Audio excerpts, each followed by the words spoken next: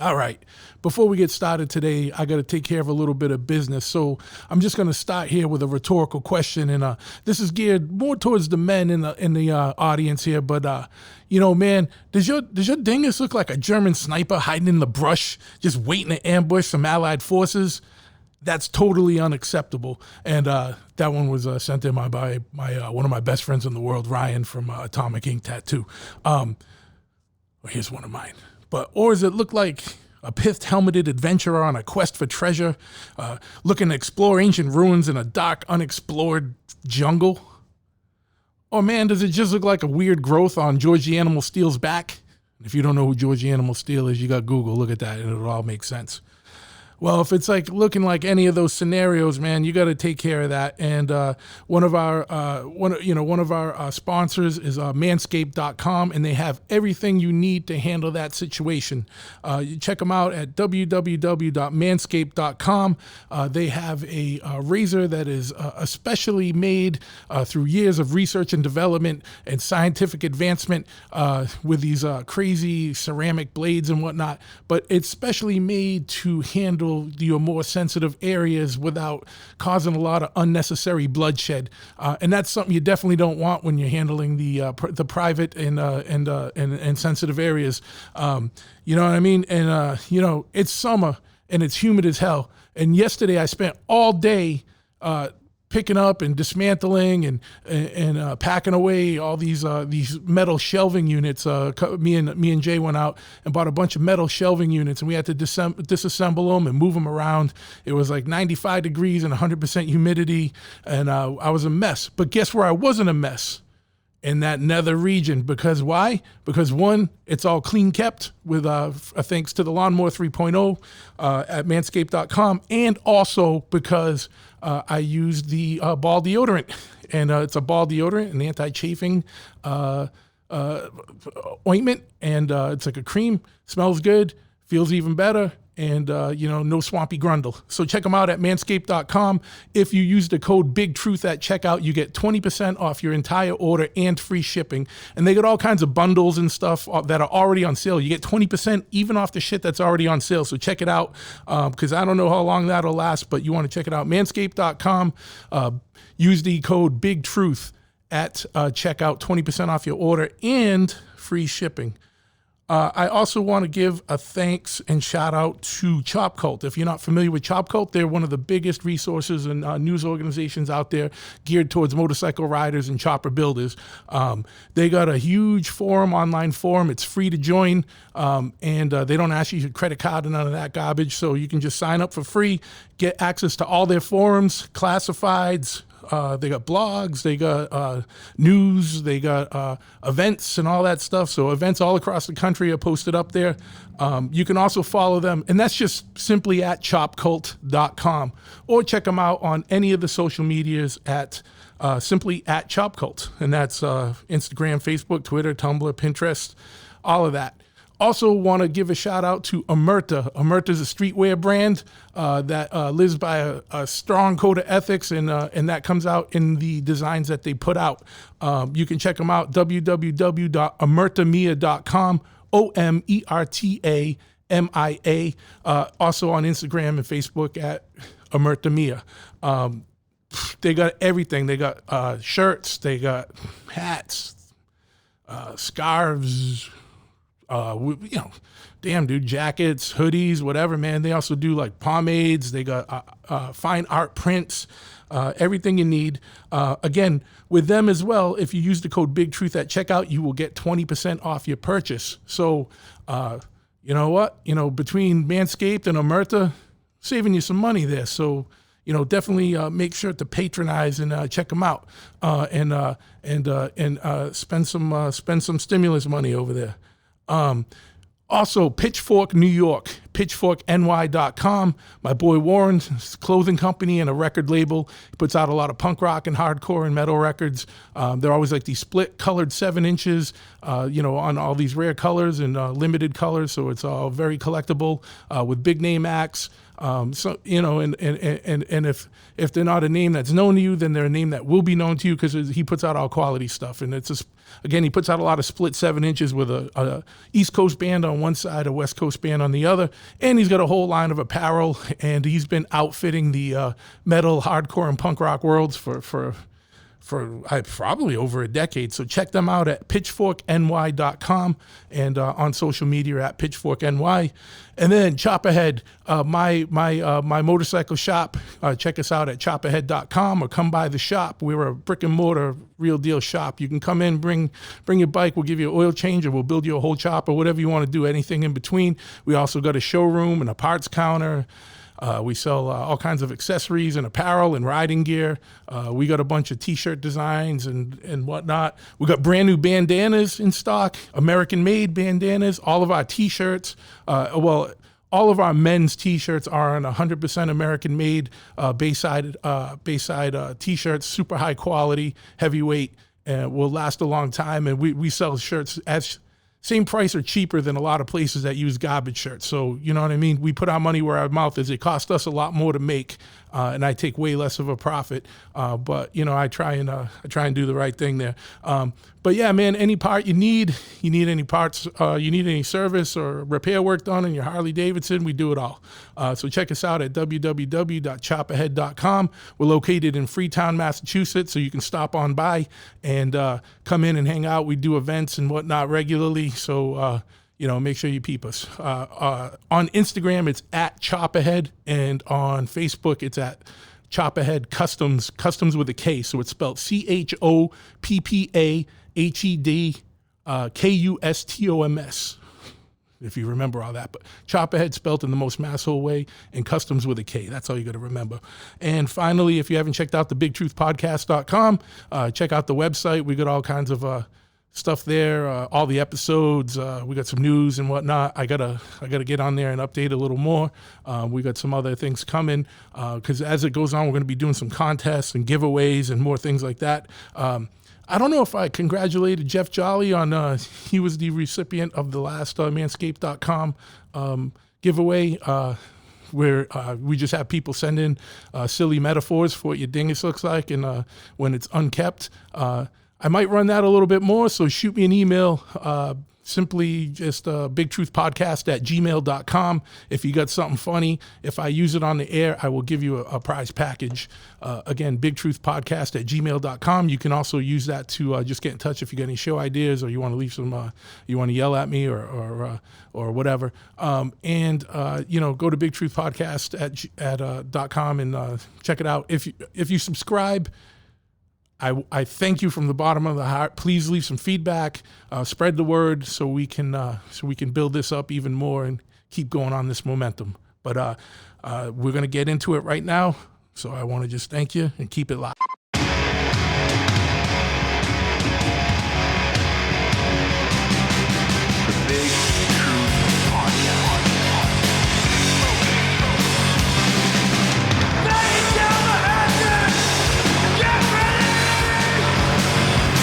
Ignition sequence start. 6, 5, 4, 3, 2, 1. We have a liftoff. Yes, once again, we have liftoff. I want to thank you for listening to another episode of the Big Truth Podcast. And today I want to announce Chris Pittman is here sitting across from me. We're at the tattoo shop, and we're going to be talking about all kinds of things, punk rock, paranormal stuff, UFO stuff, archaeology. There's a whole array of things we can connect on here. If you haven't seen, Chris has appeared in a lot of documentaries such as the Bridgewater Triangle, which is where I first heard of him. He's been on Ancient Aliens, the TV show, and I'm sure a whole list of other things, but bands, Who Killed Spikey Jagged, which I remember you guys. And it's funny because I didn't know you at the time, but I think I've seen you guys somewhere along the way through the years, and I remember thinking like, wow, these guys remind me kind of like a Crucial Youth band, but more on like kind of being like kind of a little stabby towards the punk scene, like loving it and kind of giving it a good ribbon at the same time. Cool. And then later I saw that you guys got described as like good, clean fun. I don't know if you remember them, which is... do, yeah. I don't know. Yeah, I've seen Who Killed Spikey Jacket described as like every possible kind of band. I've seen it described as like a raw punk band, you know, a street punk band, a pogo punk band, or like a joke band a lot, or like whatever. I don't know, which is fine with me. It's good when someone can't pigeonhole you. That's actually a good thing, especially in punk rock, right? Like, absolutely. And it was just fun. I remember... the show I was at, just for some reason remember a lot of beer and stuff getting thrown around. That's the thing that we do. Well, you know? Yeah. You guys doing anything anymore? We played in Miami at Fest earlier this year. I don't know. We've been talking about maybe trying to record some new music or something, but, you know, it's tough. I mean, I'm sure you can relate. Like, when you're in a band that's been a band for a while, when you play, like, people want to hear the songs that they know. Yeah. And there's like a trend cycle in punk and like a hype thing, right? And like my band was on that for a while and like isn't going to be on that again because it always has to be moving on to the next thing. So I just wonder if we even put out a new 7-inch, even like, I mean, the diehard like fans, people who really like my band would like it, but I don't know. And I think maybe we will. Yeah. But we'll see. Time will tell. It's more about too is if everyone's on board and you guys are going to do. When you decide to do it, inevitably you kind of more do it for yourselves and just to have fun and get back together, find an excuse to do something, right? And then, I hang out with the people in my band all the time. We're friends. I enjoy everybody. I enjoy hanging out with them. I love traveling with them. I love playing shows with them. Yeah.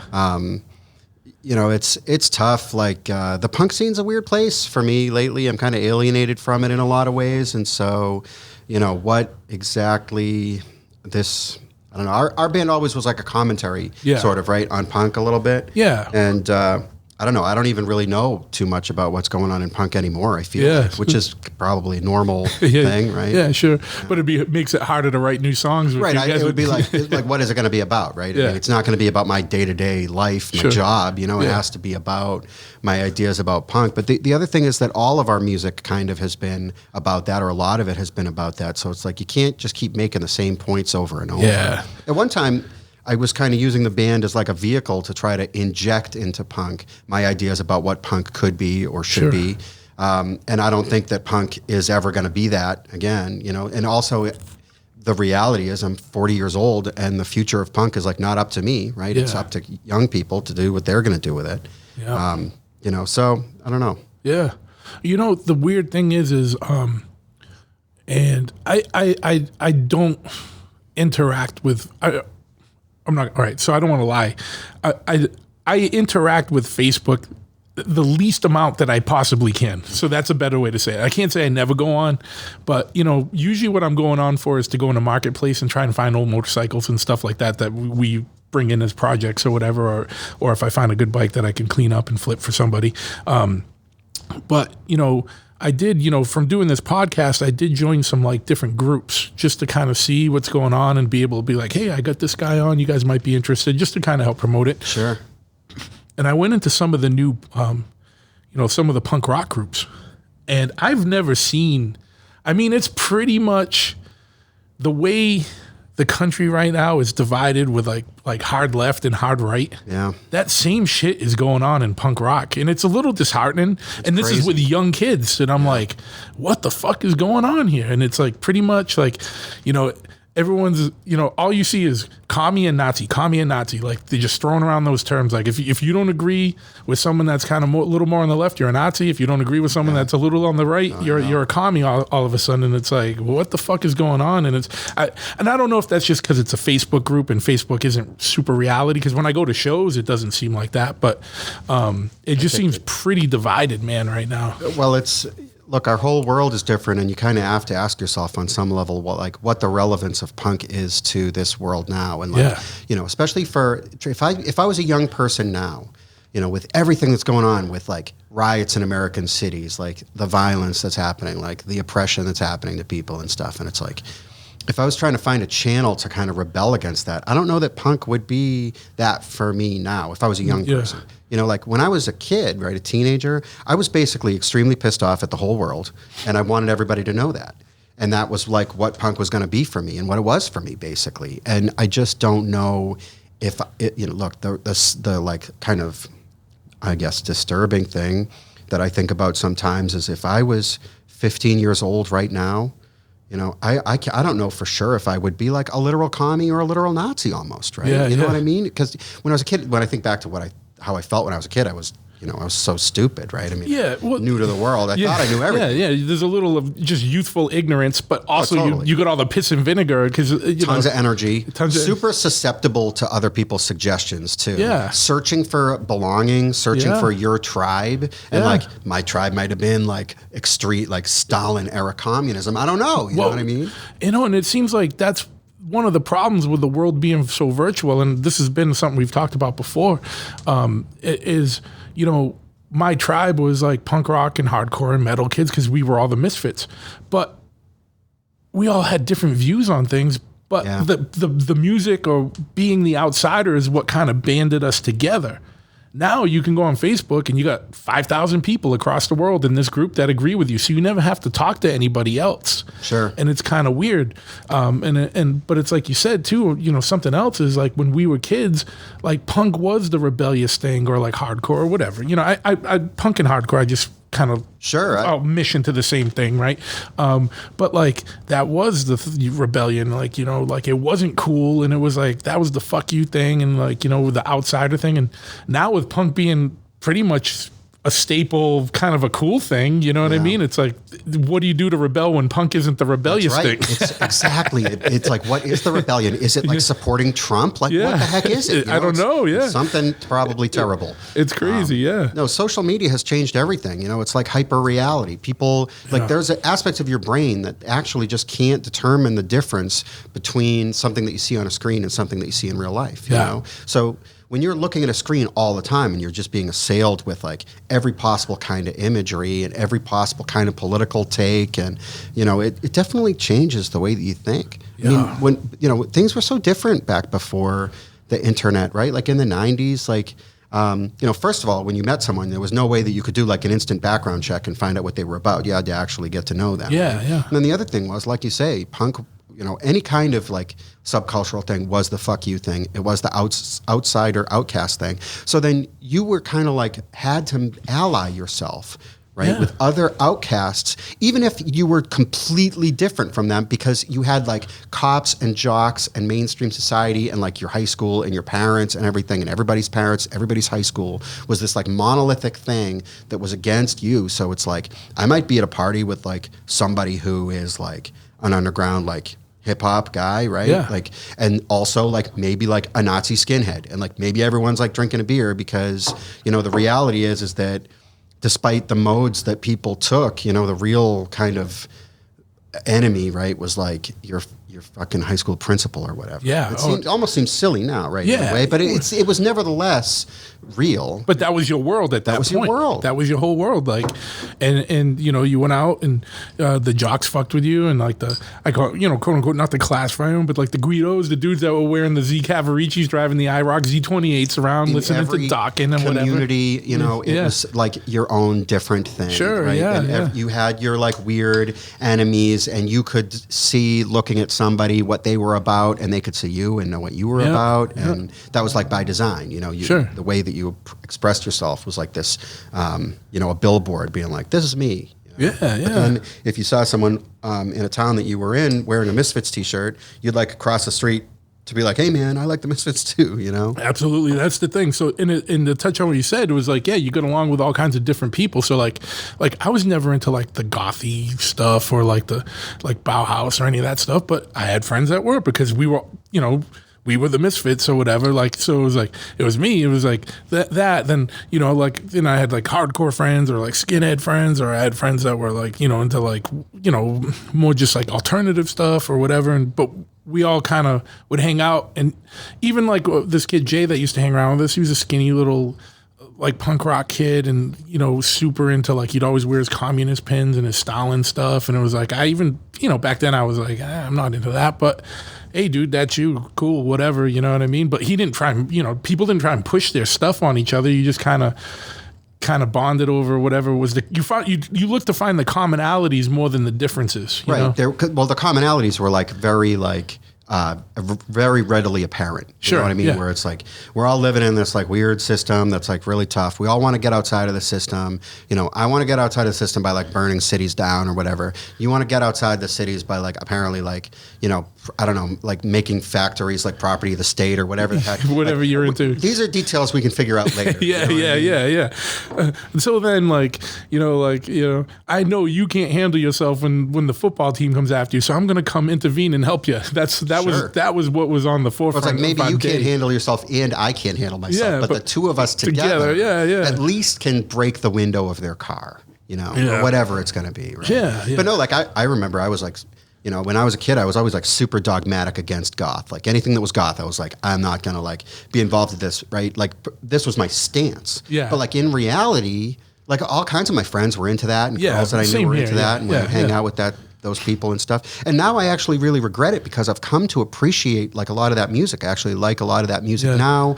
There are aspects of that like subculture or what that subculture was that really appeal to me now. And I kind of regret that like in the 90s when that stuff was arguably like more relevant and real, it's not that I would tell anybody I hate it, I won't listen to it. I had never heard it. Yeah. You just I know that's, and you know what? I am actually kind of glad that there are some bands like that or music like that I was like back then I have no interest in it, because now there's not much new stuff that I like coming out. So when I revisit that stuff, I'm like, man, I can't believe I didn't give that a chance back in the day. And I'm like, well, actually, I'm kind of glad I saved it to now. At least I'm like discovering something new now. I mean, I just wonder what even it would feel like now to hear music that was like nothing that I'd ever heard before, right? Or to hear some form of rock music specifically that was like nothing I'd ever heard before. That's an experience that I had in my life that like I haven't had for years that I like wish that I could. And I don't know that. Look, I mean, just rock music is now, right, so old, and it's been done in so many different ways. Yeah. Eventually, there's only so much you can do with loud guitars and drums and vocals and a bass, you know? Yeah. So, and even in, you know, getting into more subculture stuff like punk rock and hardcore and stuff has been around so long now that it's like classic rock status, like a Dead Kennedys record or something like, or a Clash record or something. You know, they literally play Clash on the classic rock radio station. Yeah, it's insanity. It's insanity. I mean, punk. You know, I've made this point a million times elsewhere, but you know, punk was created in part as a rebellion against rock and roll, which had become stale, boring, and old. Yeah. Right. But rock and roll was younger when punk was formed than punk is now. Yeah. That's what I mean. And so it's like you said, there's not new stuff. Like I hear some new bands every now and then that I like, but there isn't any new. Like when we were kids, there was like the old school kind of like punk stuff, and then there was hardcore, and then hardcore became more metally, and then then it was like it was hard to distinguish hardcore between metal, and then there was thrash metal and speed metal and this and that. But new things kept kind of coming out, and then even if the difference between like the old hardcore guys and then like the youth crew stuff came in, and then there was all kinds of just different scenes just kind of popping. Like now I feel like we're stuck in there's like 10 genres. And there's new bands, but there's, like you said, I'd never thought of this before. There's nothing that's like new. Like no, it's really disturbing almost. Where it's like I listen to music from the '90s, like subculture music, right? Not like pop music, but like metal from the '90s or punk from the '90s. I'll hear it for the first time, and like a lot of that stuff sounds like it could be recorded today, almost, right? Yeah. And then of course a lot of the band, I like a lot of new music, but a lot of those bands, if it's like, oh, what does that band sound like? It's like, oh, it sounds like that band sounds like Sacrilege, or it's kind of like Slayer, or it's like early Dark Throne, or whatever it is, right? All these different genres, but it's like the pioneers of the genre. And I realized there's probably never going to be another GBH, probably never going to be another Discharge. Yeah. There's never going to be another AC/DC. Like, and we're recording this now during this coronavirus pandemic, and so who knows? Maybe there's never going to be live music again, right? I mean, who the hell knows what the story is there? But even besides that, like, look at like top 40 hits of any given week, like what people listen to, and it's like there's like nothing on there with loud guitars anymore. Oh, so, it's all electronic like crazy auto-tune weird stuff. Like, I don't even know what the heck it is. Yeah, it's like I listen to it sometimes. I'll be flipping through the radio and it's like, here's like the great, new #1 single, and it's like, I don't know, it sounds like some kind of like 1960s like girl group music, or like it's like bluegrass, or I don't even know. It's country music. All kinds of weird stuff. I literally don't even know. I'm so out of touch. I'm like so old. Like for a long time, like I'm never gonna get old. But it's like I am fucking old. Yeah. Hey, but you know what? I don't know. I feel like if there's ever been a time for some kind of resurgence within like the punk rock world, like right now we're in a fucking time that should be generating some fucking good ass bands that with some good ass commentary about the world, because this is like, the 80s bred a lot of good bands. Like this is like what we're living through now, like so surpasses like the craziness of the 80s. It's like, insane. Yeah. It's tough though, because it's like, obviously look, like, our government is terrible, right? Like everybody basically knows this. Like literally everybody knows this. Like saying that the government is terrible is not like going to shatter anybody's mind at this point, or like the coronavirus sucks, like, I don't know, like I think about it sometimes, like what should punk's like attitude, what should the attitude of the punk scene be about like coronavirus? Should it be like insisting that the government pay us to stay home, which like on the one hand, like I can totally relate to that. On the other hand, like punk asking for like the government to do something, it just doesn't, right? Yeah. But then on the other hand, it's like I saw some like metal bands were going to be playing a festival coming up soon in some other state, and people were like incredibly mad, and we're like, if I am memorizing the names of all of these bands, I will boycott these bands. I will make sure that they never get to play any shows, because it's so irresponsible for them to be playing these shows. If anyone gets sick and dies, they're going to have blood on their hands. And it's like, I don't know, I kind of feel like we should be having shows, right? But then again, right, if you say, oh, I think we should be like living our regular lives, then like you suddenly get put into this like category that like you are basically voting for Donald Trump. Yeah, like, it's crazy. Any questioning of like the dogma about the coronavirus, and it's like you are a fucking conservative. You are basically like Patrick Buchanan, right? You're like a Republican voter, and it's like this whole thing has become so politicized. Nobody has any room to move. Well, that's the thing, and it's on both sides. So like everything's so fucking extreme now. Like it's like if you have the slightest nuance to a viewpoint, right, like you're automatically lumped in with a whole ideology that you're not part of. It's just totally. Like, if you're like, hey man, I'd be more like, I know you just like came back from a state with like lots of coronavirus, and like I work with my elderly parents. Like I'd feel more comfortable if you wear a mask. It's like, oh, are you triggered, you little snowflake, you little, it's just or whatever, right? You're right. It's on both sides. There is no room for any kind of a nuanced view. No. It's like, you got to be one or the other. And then, I hear things like, like, I don't know, like I'll wear a mask in situations to be respectful and to not whatever. But do I believe it's really doing as much as they think it is? Absolutely not. I worked in some of these areas. But, the thing is, if I'm walking down the street, you see people like yelling at people across the street that are around nobody. Put your fucking mask on. No, it's crazy. It's like, this person is just walking down the street, like they're like 40, 50 feet away from anybody. Like, and there's also this like weird like projection, right? Where they're like, if the person feels like they shouldn't have to wear a mask, if they're basically on their own, right? Then it's like you, in your mind, when you're yelling at this guy wearing a mask, you think that this guy is refusing to wear a mask because he is some kind of like redneck, Trumpian maniac. And it's like, you don't know what this person's deal is, No, I wear a mask when I have to wear a mask. When I don't have to wear a mask, I basically don't wear a mask if I don't really have to. I mean, But it's not like I'm not refusing to wear it. Which is also, there are people who are refusing to wear it. I got kicked out of Walmart because I didn't wear a mask. It's like, I don't know, man. Maybe you should have just worn the damn mask. Here's the thing. Like, if I try not to like, I limit my box store stuff anyway. But like, if I'm going into a local place and they're like, hey, can you put a mask on?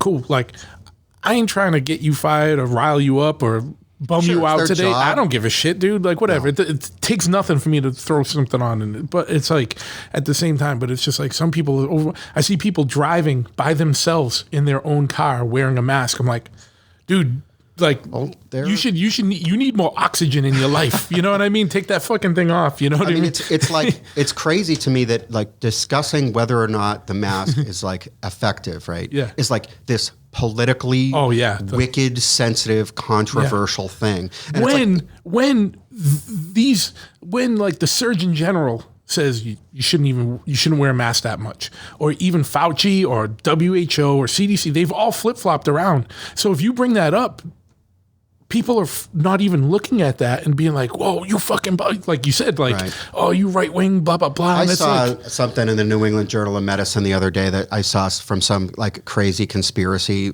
website, right? I'm like, I got to see if this really claims what they said it does. And I clicked on this New England Journal of Medicine link, and it's like, oh man, here they are coming right out and saying this is, and who knows, right? If this could have been totally discredited later, I don't know. I'm not a scientist, right? Yeah. But this article, which was from medical professionals. You would think if it got into New England Journal of Medicine, which is right? A peer-reviewed journal, like, which means for those of you that don't know, that means like it goes through a review process where different scientists vet it and make sure it should be good. You know what I mean? So like not put words in the mouth of the people who authored the study. It basically said like, outside of like medical professional use, the masks are basically just to make you feel safer and don't actually do anything. And I'm thinking, geez, maybe. Well, that's what the Surgeon General said. Yeah. Well, look, I'm not endorsing or anything. I know. I'm literally sweating. People are going to be like, Chris Pittman is like a Nazi because he said the mask. You know what I mean? No. So it's just like, and then I'm like, I could share this on social media and like have a little thing to say about it. It's like, I'm not going to fucking touch that with a stick. No. And that's the thing, because in cancel culture, like people are just ready to fucking pounce. So, for anyone, I don't think anyone listening to this is going to be in that kind of vein. But if you are, hey, this is two grown men having a discussion. Like, you know what I mean? And we're talking about nuances. We're not talking about our personal feelings on things. We're just talking about, this is what anyone should do, is have a kind of analytical conversation about things. Like, you know what I mean? And that's the nuance that's lost. And it's so weird because in this culture right now in the country, I think that's why podcasts and stuff are doing good, because so many people are like kind of rebelling against like just having talking points and memes be your main source of news. So when people can sit down, my podcasts go from like anywhere from an hour and a half to 3 hours, and I have a lot of people that listen to the whole thing. It's crazy to me that people do, but like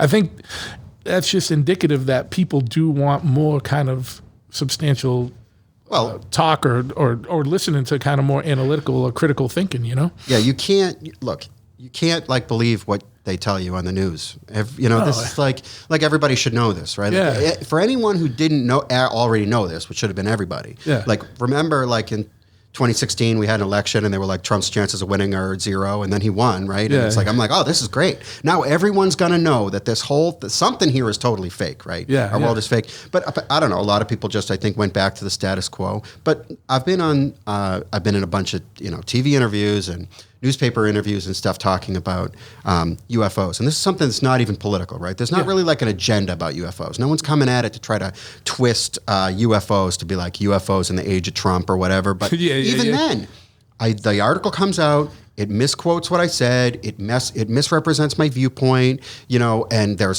stuff in the article that's not factual, like more often than not, because the journalist, made a mistake or wasn't really trying. Being lazy. Right? And it's just like every time something is in the news about something that I personally know about because I experienced it and saw it with my own eyes, it's like what gets presented as a warped view.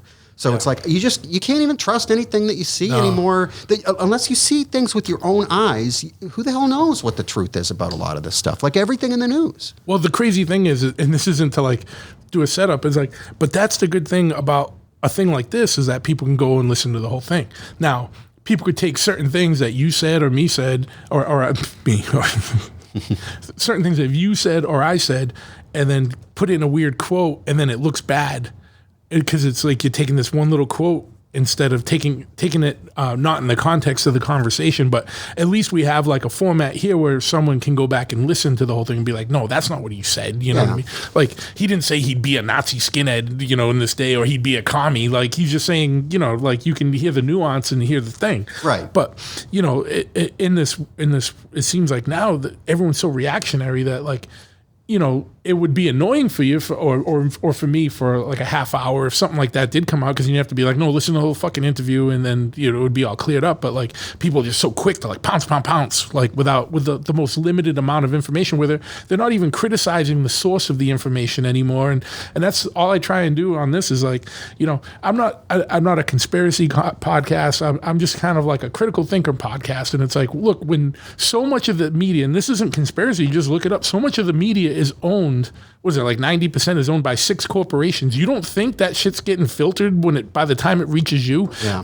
Go look up those videos where they just show like it'll cut across like 50 channels and they're all reading the same exact script. It's fucking crazy. Again, even though just to say that, right? It's like, oh, you're like anti-intellectual, right? Or if you think that the media is fake news, like you're like a conservative, you're a Republican voter, and it's just like no, I'm a punk rock kid. I was taught to question authority from when I was a kid. It's like it's totally been lost that people, that you've got to question the dogma, and your ideology and views are like uniquely your own, and it's just like if you look at these weird sets of views that people adopt, I don't know, to me it's just crazy. Like if you look at like the conservative viewpoints of today, like what that stuff entails, or the liberal viewpoint, right? To me, they're all mutually contradictory of each other, right? It's like, I want this, but I also want this that like does harm to the other thing, and it's just like I don't know. I can't relate to people anymore. No, it's crazy. Yeah. And it was fine when like Bush was president and I'd come out like with stuff against Bush and like, yeah. And then Obama was in, I was like, come out with stuff against Obama. Like, what are you fucking blah, blah, blah. And it's like, no, dude, you got to be able to be, you can't. There's no consistency to the ideological position. It's like bombing other countries, like I am against it, straight up. I just don't think we need to be sending drones to other countries to bomb them. I don't care, what badge is worn by the guy who's in charge over here, it's fucked.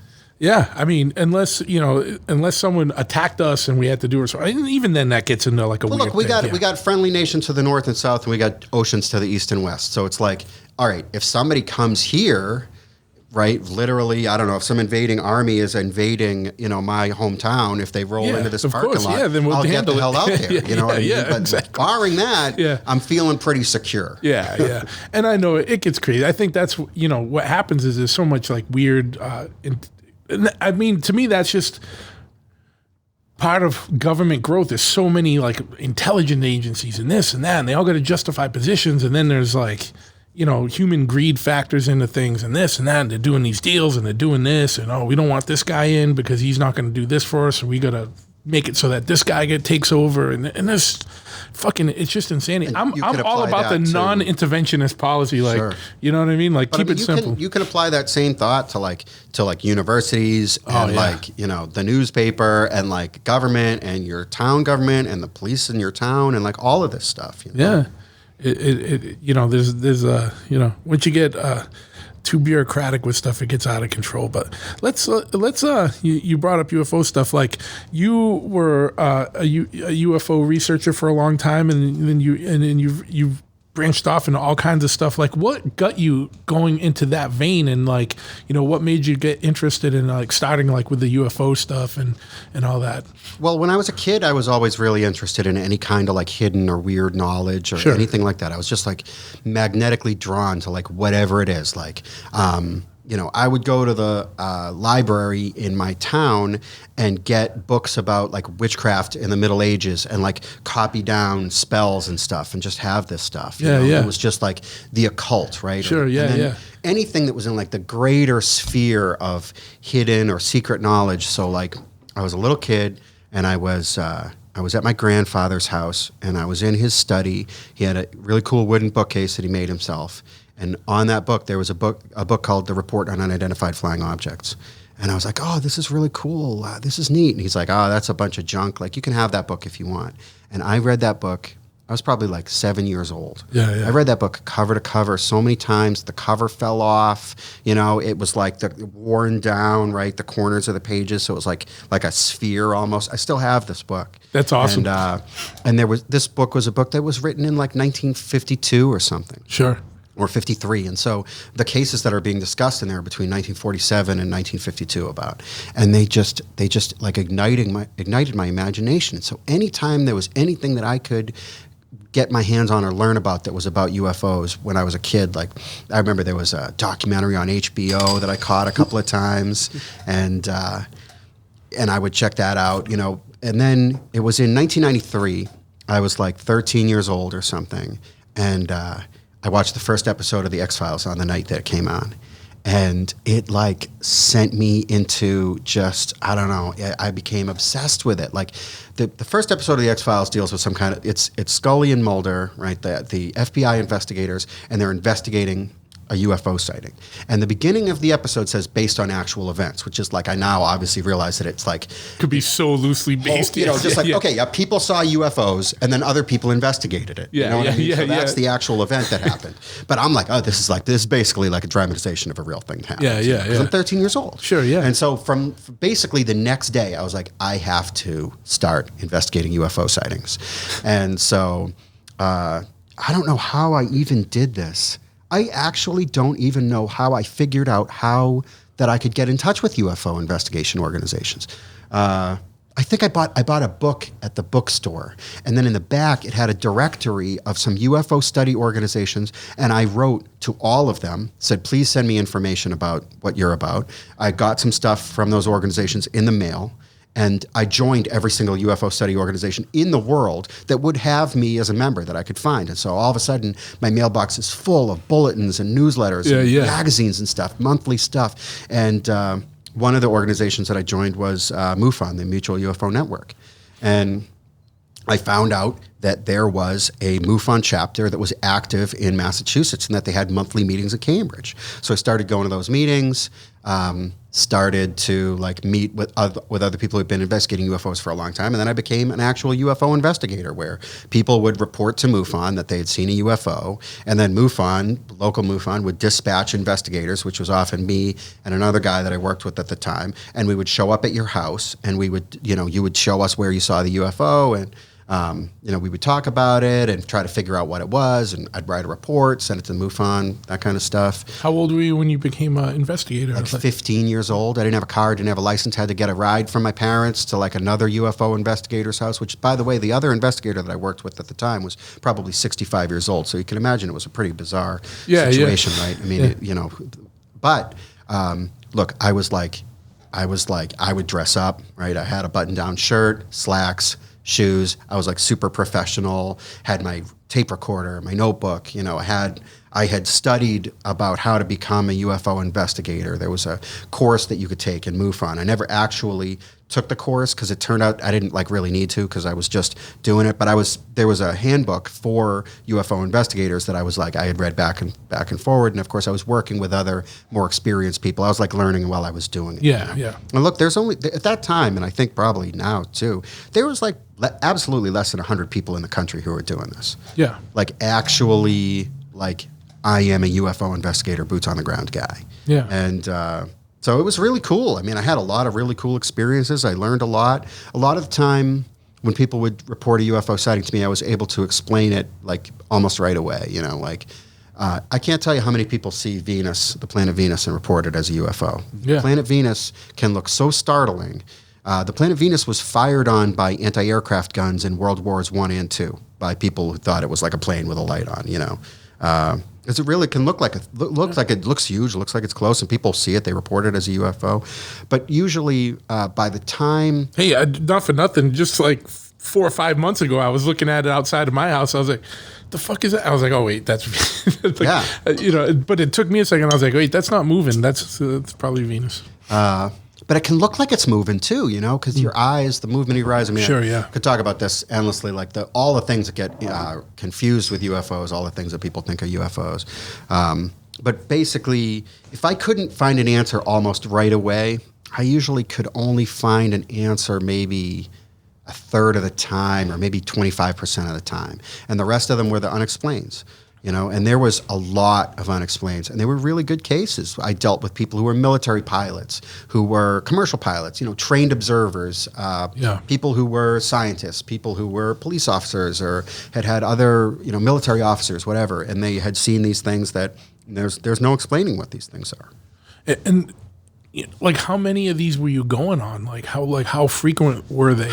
Well, sometimes I would do investigations over the phone. Those ones I mostly did by myself. I was investigating UFO sightings all over the United States and Canada just over the phone, interviewing the witnesses, writing reports, that kind of thing. It was about maybe once a month I'd actually go to somebody's house. And those were all in Massachusetts. Sure. And mostly I was looking to be investigating cases that had happened recently. And then there was kind of a protocol that would happen after that, where I'd reach out to the local police, I'd reach out to local airports, try to figure out, and it was unbelievable.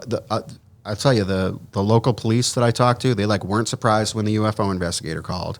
They would generally be very helpful. And the airports often too. They would give me the information that they could give me. I can't imagine what it would be like trying to do that stuff now in this a very different world. I mean, I'm talking this stuff that I'm talking about. I did in the 1990s. Yeah, yeah.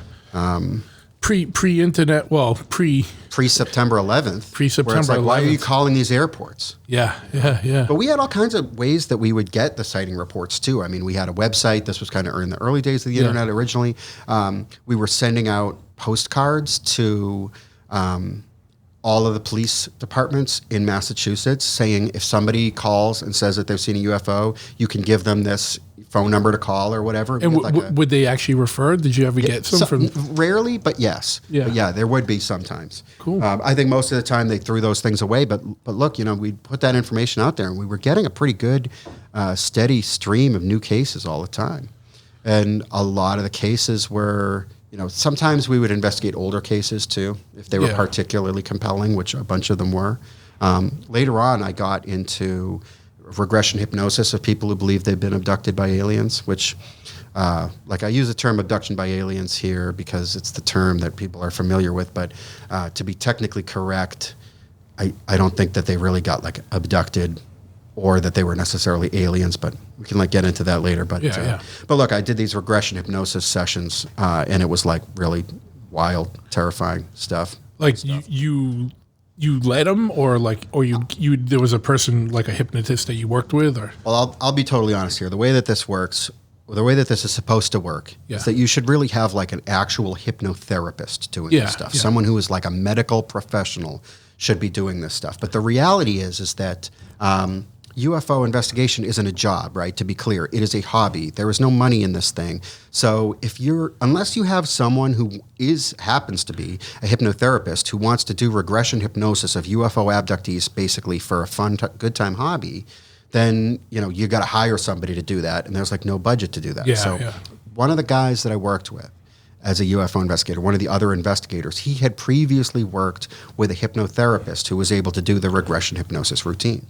And he had worked with this guy so much that, of course, he basically was able to just mimic everything that this guy did and induce the hypnosis and do the questioning himself. Cool. So he would do the hypnosis at the sessions that I was a part of. And he would basically ask the questions. And I more or less just sat there and was afraid or weird, just weirded out. Yeah. Or tape recording or making notes or whatever it was. Still 15 or so at this time? I'm 15, 16, 17, 18 years old, Yeah. And the regression hypnosis sessions were super crazy because these people are literally reliving in their subconscious mind. They are reliving these unbelievably traumatic, terrifying things. So first of all, it's just scary enough if you have someone telling you that they had this horrific experience, on board a UFO at the hand of these alien beings. But to be looking at this person as they are almost experiencing it, right? As if it were for the first time. I mean, we did a session one time with a woman who was describing a particularly traumatic, she was being mishandled by these aliens. I think she was struggling against them. And as I'm looking at this woman, 2 huge bruises appeared on her face, one on each side of her face, and we were all totally taken aback, and I think the regression hypnotist guy kind of waited until there was a little bit of a lull and then brought her out of the hypnosis, and we took pictures of the bruises. I mean, it was crazy to see that. Yeah.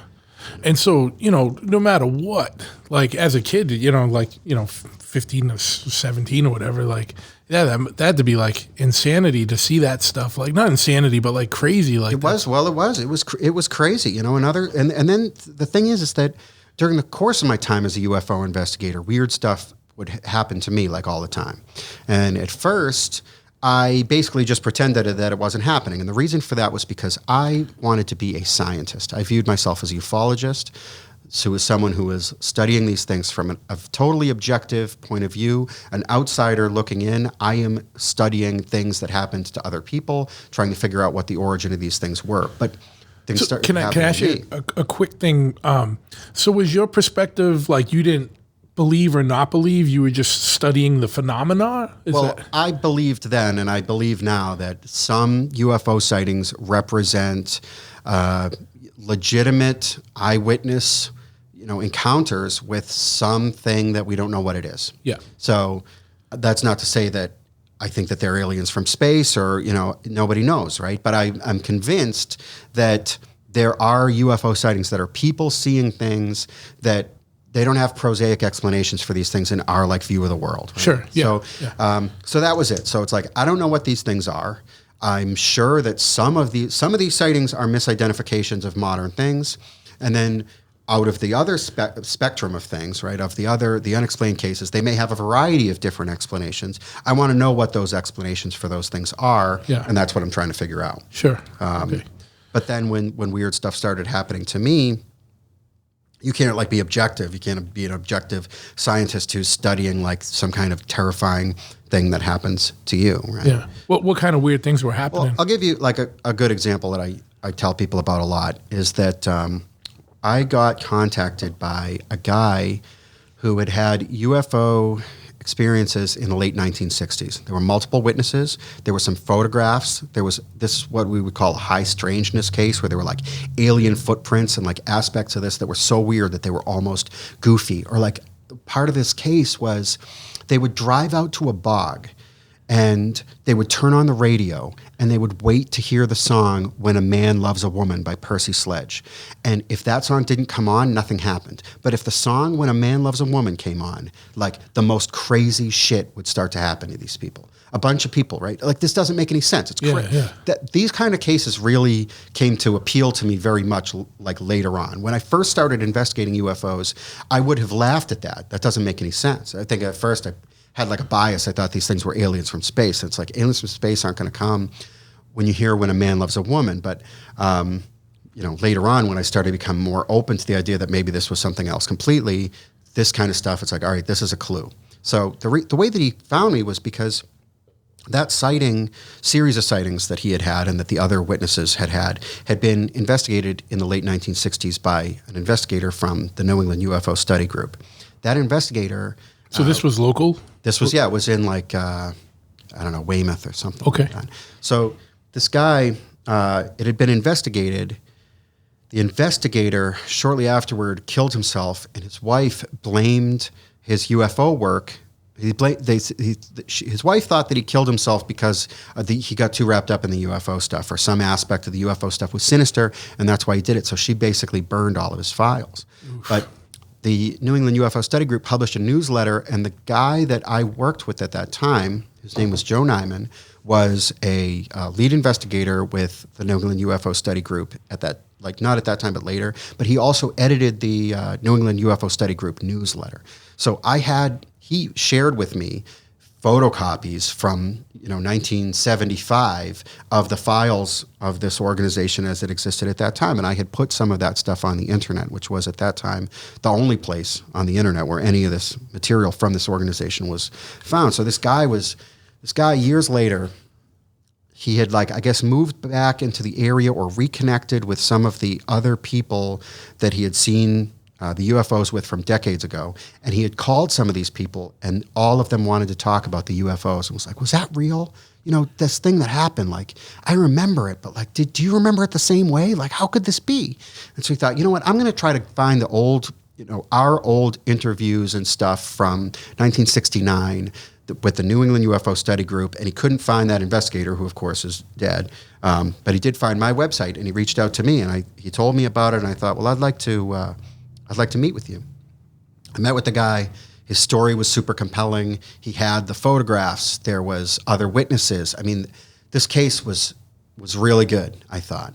And talking to him, it became clear that he had the experience that we is generally called being abducted by aliens, right?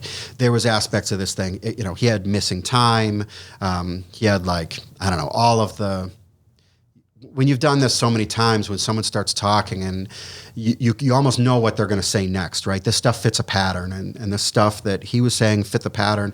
So it's like, all right, would you be willing to undergo hypnosis? And he thought about it. We talked about it. He thought, all right, I'll do it. Next time we'll get together again. So day of the hypnosis. Now this guy, his job was he was a professional sound engineer. We show up at his house to do the regression at his house.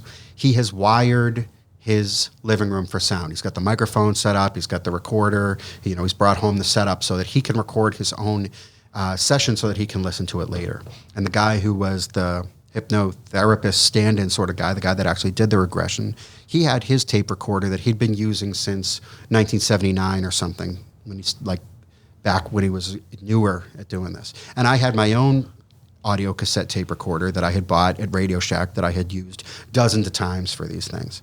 So we do the hypnosis session. No surprise. He remembers being on board the UFO. It fits all the other stuff that we've been working on. It dovetails perfectly with these other cases.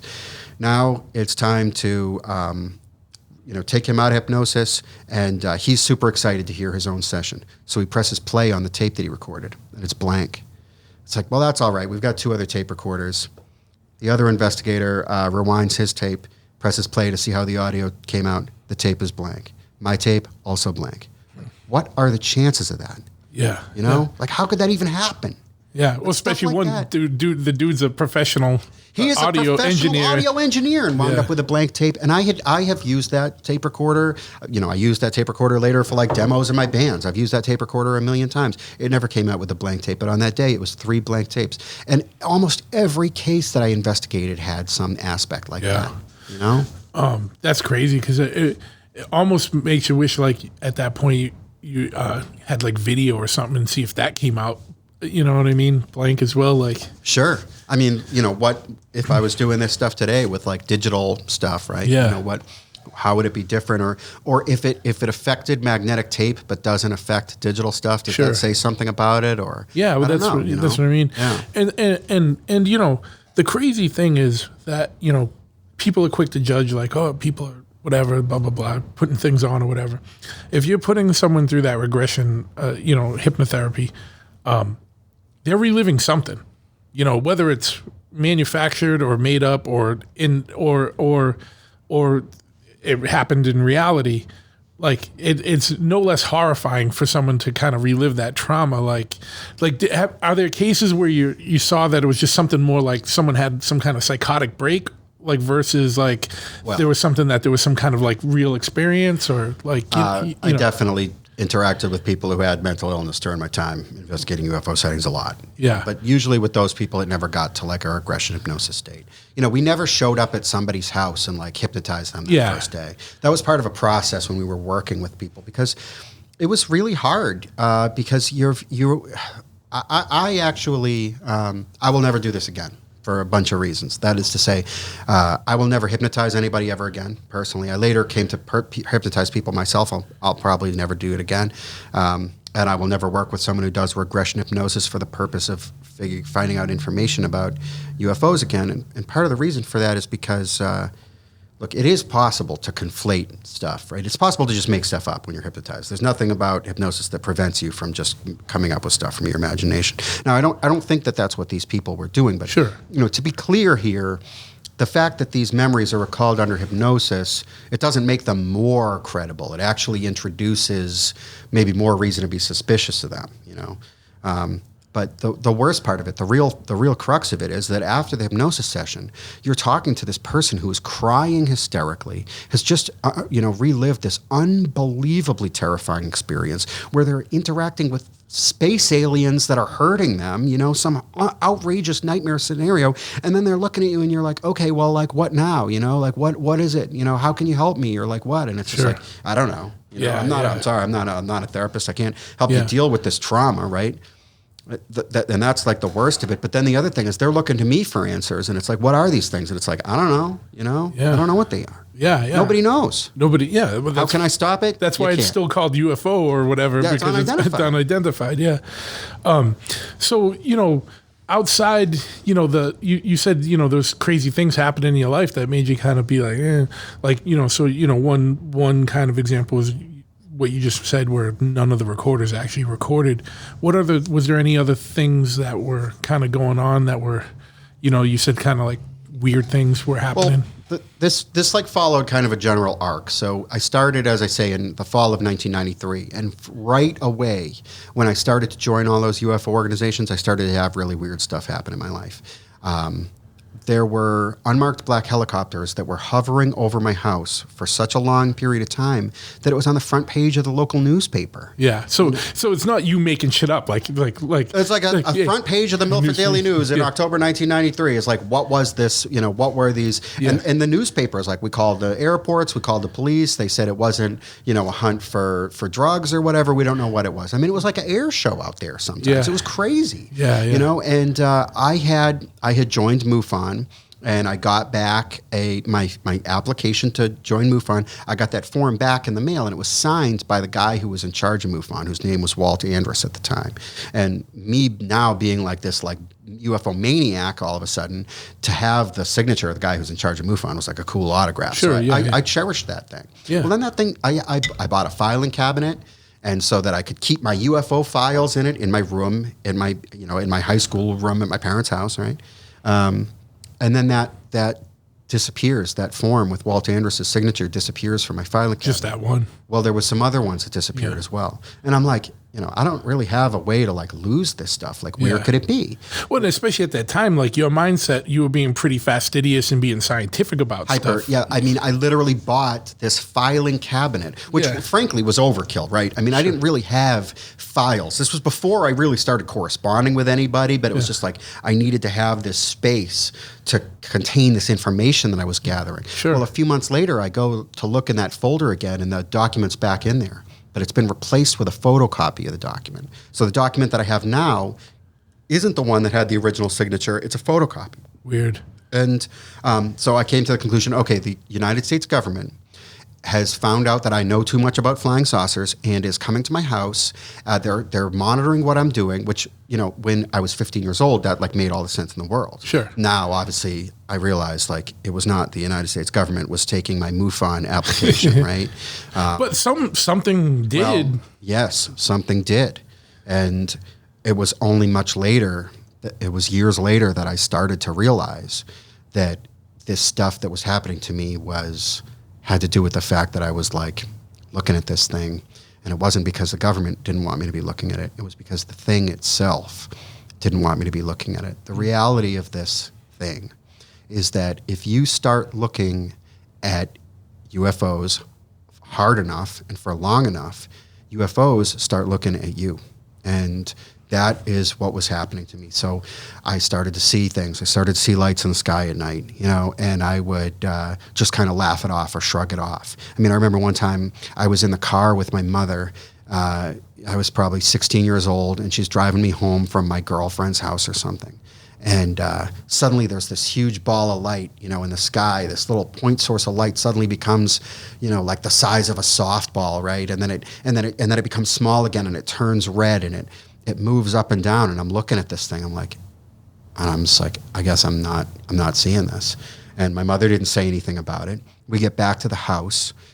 I'm helping her unload groceries or something from the trunk. We're back in the house, and I finally look at her and I say, "Hey, did you see that weird light in the sky?" She's like, "Yeah, I was wondering why you didn't say anything about it." Huh. And it's like, well, why didn't you say anything about it? Yeah. But like stuff like that was happening to me all the time. The phone would ring constantly. I would pick it up, and there would be weird noises on the other end, or there would be silence on the other end. And, this started to come to a head only like much later. And I think part of the reason why things changed was because initially I thought that UFOs were probably aliens from space. And, I thought that the government knew about that and that there had been crashes of UFOs and the government had the UFO wreckage and there was a cover-up and everything and all of the stuff that is like this narrative that everybody knows. I believed all that stuff. I wasn't like 100% convinced of it necessarily, but that was my general frame of reference. Sure. So one of the things that caused that to change was I was reading the book, The Mothman Prophecies by John Keel. In that book, he is in West Virginia investigating like really weird UFO sightings there in the late 60s. And in part of the book, He describes being out in these hills in West Virginia and seeing these weird lights moving around in the sky. And he's got a flashlight. He thinks, I'll signal to them with the flashlight. So he signals Morse code for the letter. I think he signals Morse code for left or Morse code for the letter L, and the lights move to the left. And he signals with them Morse code, the letter R, and they move to the right. And he's like, how can this be, right? Like, how do they know Morse code? How are they figuring out that, like, you know, L means move to the left? Like, how do they even know? You know, the whole thing is so preposterous. And then he thinks, all right, I'm going to come up with an arbitrary, random code where if I shine the light in a triangle, it means go left. And if I shine the light in a circle, it means go right. And he did that, and they moved that way. And he realized it's not that they know Morse code. It's that they're in communication with my mind.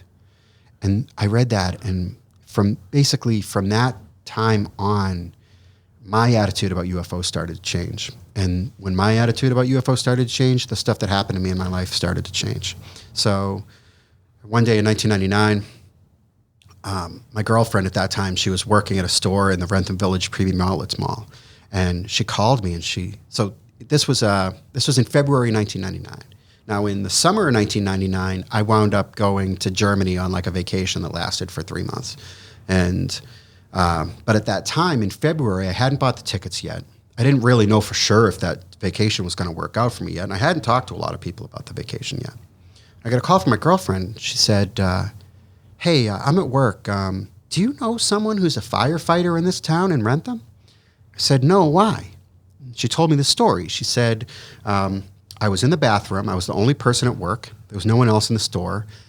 I got out of the bathroom, and I walked in the store and immediately noticed that the volume on the radio was too loud. So I went over and I turned the radio down. When I turned around, looked at the store, there were 3 police officers and a firefighter in the store. The fireman approached me and said, hey, we're here to do like the monthly or periodic inspection to make sure that you are in compliance with all the fire code regulations. Now, usually when they would do that, she would get advance notice that they were going to do it. But in this case, she hadn't gotten any advance notice, but it was whatever, you know, they're going to do it. So the 3 police officers started kind of looking around, going into the back and stuff, and the fireman said, well, we need you to fill out all these forms that say where you live and who you live with and stuff. And the purpose of these forms is in case there's ever a fire at the store. She was the manager of the store. So she knew that the mall had all that information on file and that the fire department also had that information on file. But she thought they're updating it, so whatever. So she's filling out the forms. And the guy's making chit-chat with her. And finally he says, okay, so here were the problems that we found. There was a fire extinguisher that was blocked, and the circuit breaker switch box thing in the back, the door was open and it needs to be closed all the time. Now, she didn't think about this at the time, but the fireman who was telling her that, he had never been in the back of the store. The only people who had gone into the back of the store where that little door was were the police officers, and they never spoke during this entire time. Never mind the fact that there were never police officers that were part of this fire. Yeah, I was going to say, that's kind of weird. So super weird. A lot of times cops and firefighters don't even get along, so sure. Never mind. So he says to her, hey, I see you sell Beanie Babies here. Do you have that super expensive Beanie Baby that you can only get in Germany? She's like, no, we don't have that one. He said, oh, you should have your boyfriend buy that for you when he goes to Germany this summer. She goes, oh, that's crazy. How do you know about that? How do you know Chris? And the guy laughs, and they all walk out the door, and they're gone. So she calls to tell me the story, and I'm like, well, you've got security cameras in there, right? She said, yeah. I'm like, just bring back the tape, and maybe I'll recognize this guy. I don't know. I don't remember telling anybody about this, but maybe if I saw the guy, maybe he is someone I know. She calls me back. She's like, you're not going to believe this, but I just checked the VCR, and the tape is gone. And I called the person who was in charge of changing the tape every day, and they swear that they changed the tape. And in fact, they later had to go out and buy a new tape because that tape the VHS tape had disappeared. So then she calls the stores to the left and to the right of her store. Said, hey, did you guys get the inspection today by the fire department? No. So she calls the mall office. Is the fire department doing inspections today? They said, no, they usually tell us when they're doing it, and they haven't given us any notification. So then she calls the Rentham Fire Department. Are you guys doing any inspections at the mall today? They said, no, we're not. So the reality is that this guy wasn't even a fireman at all. Yeah. This fire inspection wasn't a fire inspection at all. Stuff like that was happening to me all the time. Yeah. What do you think that was? Well, what I think it was, look, as I mentioned, I was involved in Massachusetts MUFON at that time. I also went to meetings of Rhode Island MUFON. I went to Rhode Island MUFON and I met a guy who had worked with John Keel when he did those investigations for the book, The Mothman Prophecies. And I went down there with some other guys from Mass MUFON. Now this guy saw me. He came over to me. He said, "Oh, you're new here. My name's so-and-so." And I recognized his name. I said, "Oh, you investigated the Mothman stuff with John Keel." He said, "Yeah, I did." And I started to ask him about it. He started to tell me all about it. I was like, "Was that stuff real? I mean, was what John Keel wrote in that book substantially real?" He said, "Not only was that stuff real, but there was stuff that happened that was so weird. He didn't put it in the book because it would have made it seem not real. You know, there was we went to go investigate a UFO sighting, and there were dinosaur footprints on the ground. You know, and that like didn't make it in the book. You know, that was one example." So we talked and talked. I get back into the car with the guys from Mass MUFON. And they're super excited. They're like, "That guy won't talk to anybody. We've been trying to get that guy to talk to us about those cases for years. He won't answer any questions about it. He just refuses to talk about it. Weird. We need you to talk to this guy. Please talk to this guy. Write it down. Record it. You know, we have questions. Like, can we convey these questions through you?" So, you know, I'm thinking, why did this guy open up to me about this? But I didn't think about it too much, right? So I started an email correspondence with this guy. And I said, "Do you still investigate UFO sightings?" He said, "No, I stopped. I stopped not that long after the Mothman stuff. I started to have like really weird things happening in my life. Like files were like disappearing from my room, and like, you know, like I was seeing like weird lights all the time, and weird aircraft were hovering over my house, and people who were pretending to be local government officials were like harassing people that I associated with. Like my blood is running cold because he's describing my own everything. life. And I'm like, "Well, what happened then?" And he's like, "Well, some like much worse stuff happened, and I like just stopped doing it. I didn't do anything about UFOs for 15 or 20 years or whatever it was." What year was that? This was in like 1999. I'm talking to this. So 6 years. 6 years. You had been kind of doing it. I've been investigating UFOs for about 6 years. So, or so, right? Like 5 years. Yeah. So, then the guy starts to send me really weird emails. He sends me an email and he's like, "Listen, I don't want to freak you out, but are you having dreams about these specific subjects?" And I don't even remember now what the subjects were. Like there was some unrelated like topics that you could have dreams about. And I was having dreams about all that stuff. I'm like, "Yeah, where is this about? Like, where is this going?" And he was like, "Listen, this is going to sound really weird. Do you have like a rash on your groin?" And I did. And I didn't respond to his email, and I never talked to him again. You know, and it was like around that time I started to think like, what am I getting myself into? You know? You were what, like 19 at the time, right? Yeah. Roughly. Yeah. So I realized, okay, if we think about that Mothman Prophecies thing, right, what we can learn from that is that the UFOs are in touch with the guy's mind. I realize UFOs are in touch with my mind. I'm investigating UFO sightings. I'm going to places where UFOs are being seen. I'm investigating the Bridgewater Triangle. I'm like out there. You know, I went with my girlfriend and another friend of mine to investigate some UFO sightings that had just recently happened in the Freetown area. I show up in my girlfriend's car at like 8 o'clock at night. You know, it's getting dark. And I'm just driving around in some of the streets in Freetown, around the Freetown Fall River State Forest, where these UFOs had been recently seen. I get pulled over by a police officer. And the police officer's like, "Look, you're like driving erratically back and forth around in this neighborhood. What's going on?" I said, "Well, you're probably not going to believe this, but I'm investigating UFO sightings." And he was like, "Oh yeah, no, okay, sure, that makes sense." And I was like, "Oh, so you know about them?" And he kind of like caught himself. He was like, I can't really talk about it. But I can tell you this. You don't want to be like in this neighborhood looking for these things.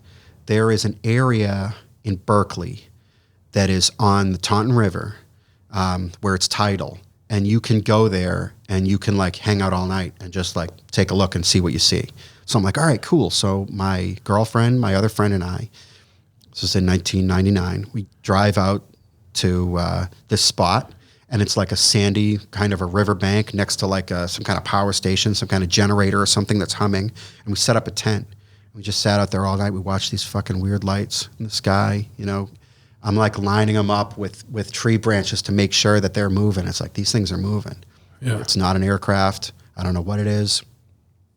Eventually, we're all super tired. It's time to go to sleep. We go to sleep, wake up the next morning, do some sightseeing, go back home. That was fun. It's just another day in the life of a UFO investigator. Starting that night, my girlfriend's behavior changed completely. We used to always sleep with the bedroom door closed. Now, the bedroom door had to be open. She developed an unbelievable fear of anything that had like a picture of an alien on it, which I had shit tons of this. Sure, of course, yeah. First of all my magazines and books and everything, but also look, I had been in high school. Everyone knew me as a crazy UFO guy. Any kind of alien thing they would give me as a knickknack. All those knickknacks now had to go. And I'm like, so, I don't know. Was it because of those like lights that we saw? She's like, no. But I remember now. I forgot to tell you about this really weird thing that happened to me that night after we'd all gone to sleep. She said, I woke up and I woke up because that generator thing that we were camped near was getting louder and louder and louder. It was getting so loud that I felt like my whole body was vibrating. Like I could feel in my body like the vibration of this thing. And as she's saying this, I'm getting sick to my stomach because the exact wording that she's using is the same wording that was used by many people that I had worked with under hypnosis who said they'd been abducted by UFOs. So I'm like, okay, so you like felt vibration in your body, like then what happened? She's like, well, I wanted to tell you about it, but I couldn't move. I was like paralyzed. And of course, that's like the next step in the UFO abduction thing. And I'm like, I'm just so scared. I'm like, okay, well, then what happened? She's like, I don't know. It's so funny. I don't remember what happened next. And not that long after. And now I'm like, okay, did I cause this? Like, did this happen because of me? Like, why did this happen to her? Like, what have I done? Like, why am I messing around with this stuff? Like, why did I want to set up a tent and like sleep in a place? So I'm like, I'm now all the That's time. some weird cop that wouldn't tell you about UFOs. Told Right? you to go over like, there. That's right? crazy, right? Yeah, so now I'm thinking about this every day, and I'm like, okay, I am like now in mental communication with UFO occupants, and I am focusing on UFOs all the time. I am thinking about it all the time. I am aware that my thoughts are being communicated. My thoughts are being received by something. I'm sending something and it's being received by something, and there's something that's having effects on my own life. And so this probably is the point of the story at which a large part of the audience is going to stop believing anything that I'm saying at all. Because what happened was I became able to predict where UFOs were going to be seen. I would just basically wake up in the morning and be like, all right, there's going to be like some UFO activity in this area. And then like over the next few days, like the reports would filter in or whatever. And so I'm like super excited about this. This is like good. But scary, but did good. it just like come to you? Like I'd wake up in the morning and I'd know something I didn't know the day before. Yeah.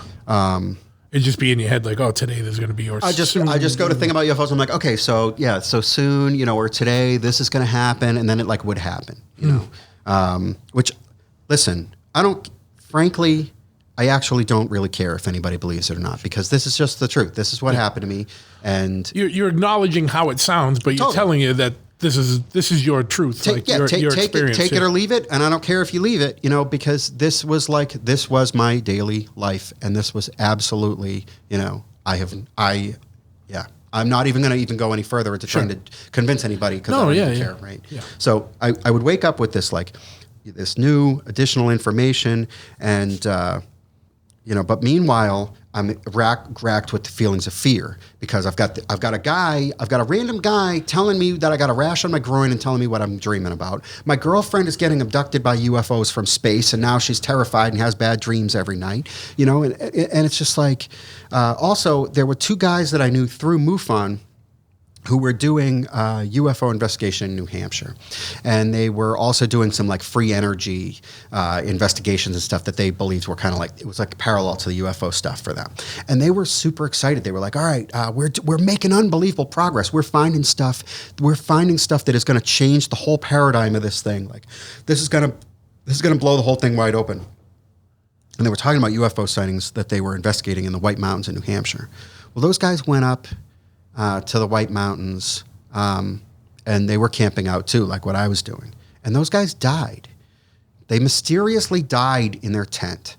They were just about to release all of this information, and the two guys died, and none of the information ever got released, and it was just like a weird big mystery, and it was just an unanswerable question, Meanwhile, there was another guy that I knew of who was basically, he had gotten so wrapped up into this stuff that he believed that the government was going into his car in the morning, in the middle of the night, and emptying the ashtray out of his car. Like, but, you know, on some level, he's telling me this, or I'm hearing about this from a third party. And it's like, okay, though, that's absolutely insane. But on another level, it's like, I bet his ashtray is being emptied at night. You know, because the stuff that was happening, it didn't make any sense. It's just kind of random shit just to kind of fuck with you type of thing. To fuck with you. Yeah. To fuck with you. So it's like, this thing is fucking with me. It's fucking with me. It's giving me information, but it is also fucking with me, you know? And it's like, meanwhile, I'm doing all this research about other people who have been in the same situation, because I'm not the only person that this kind of stuff ever happened to. There's been dozens and dozens and dozens of people, and a lot of them have died, and a lot of them have like gone insane or had some other horrific thing happen to them. How did the guys in New Hampshire, how did they pass, or what was it? How was it reported? It was reported that they passed because of like they believed that they like died of carbon monoxide because of malfunctioning heater in their tent or whatever. Okay. But his family was like, I think it was in June that they died. His family was like, you know, he didn't even use the heater. He only used the heater on extreme cold weather. You know, like they didn't believe it. You know what I mean? It was one of those things where it's like, is it plausible that this guy died because of a malfunctioning tent heater? Sure, but like, you've got to think about this in like the whole totality of everything that's happening to me too, right? Where it's like, all right, great, my UFO friends are going insane and dying, and I now am having mental communication with UFO space aliens, and you know, my girlfriend is getting scooped up, and you know what the heck is next, right? What's next? So I'll tell you what wasn't really happening. I wasn't really able to predict the UFO sightings in a way that other people could like verify, right? Like I couldn't prove that I was doing this. Like someone would say, okay, well, the UFO sighting was seen in this town, and I had known that they would be, but I hadn't written it down. I hadn't told anyone. And look, I still was holding on to like respectability. Like if I had told the other people in MUFON that I was like getting these mental communications from these things, like they would have kicked me out of the car. Yeah. Like, no one wanted to deal with this stuff. It's insane. I was rapidly spiraling away from just being a guy who taped records an interview and becoming some like the subject of the interview, you know? Sure. And so finally this comes to a head. It was in 2000, I think. I was at work and I'm like, I need to bring this to its conclusion, right? Like I need to bring this to the next level. Like it had been ramping up for years, and it's like, it's time to go somewhere else with this. So I was walking home from work. It took me like an hour to get. I got home. I got out of work at like 3:00 in the morning, and so it was like a long walk in the middle of the night home to Alston. And the whole walk home, I'm focusing on it. I'm thinking, all right, like I know that you are aware of me. Like I know that you can sense that I am thinking about you. Like I need you to manifest yourself in some way that I'm going to be able to show this to other people, and people are going to know that this is real, you know? And I'm thinking about it, and suddenly in the sky above me, breaking through the clouds, I see this like sphere of white light. And it has descended from higher altitude. It's broken through the clouds. I can see it clearly. It's not an aircraft. It's not a helicopter. There's no sound. It moves silently through the sky, and then it shoots up and goes up through the clouds again, and it's gone. And I was like elated. I'm like, all right, that's a breakthrough. That never happened before. I never was like trying to beam my thoughts to them, and then I see some kind of light, right? This is tremendous. I get home. I wake my girlfriend up. She's sound asleep. I'm like, I got to tell you about this thing. It's so awesome. Like, you know, I was thinking about it. I was trying to like beam my thoughts to this thing, and I saw this light, you know, and suddenly, now I'm looking at her in bed. Behind me is a window. I'm looking at her face, and I suddenly said, if you look out the window right now, you'll see a UFO outside right now. And I turn around as she looks at the window behind me, and there is a triangular object in the sky just for 2 seconds as it moves from the top of the window frame down, you know, beyond the building behind our apartment, and it's gone. And she's like, I can't believe it. Well, that's amazing. You know, she's totally, her mind is blown. My mind is blown. I'm like, all right, cool. I have broken through. I'm going to find out what UFOs are. And I'm super excited. I can't sleep. She finally drifts off to sleep, and I'm just lying there awake in bed. And I hear something in the other room, in the apartment, moving around. It's a thing, like a person, like a alien, right? And I realized, it's like, you want the next level of this thing. All you got to do is go into the kitchen, because there is something in there, something that's like a person, but it's not a person. It's moving. It's making noise for me to hear. It's not a mouse. You can hear the sound of something that's big, something that's walking on two legs, sitting on your kitchen chair or whatever. And I'm like, I'm out. That's it. I'm not doing this. I'm not doing this thing where I'm going to have some kind of monster in my freaking kitchen when I'm trying to live in an apartment with my girlfriend, live my life. I never investigated another UFO sighting after that. I stopped doing it. I still kept in touch with people, but less and less, Yeah. I still followed the stories, but like not the way that I did. And I still was getting information. I still would wake up knowing something that I didn't know the day before, but that started to be less and less too. And I wouldn't act on it. Sometimes it was stuff like maybe I could have acted on it, right? Like maybe I could have written it down and then showed it to someone else. I didn't want any part of it. So finally, one day, I wake up and I'm like, okay. And I basically felt like I had been given a goodbye.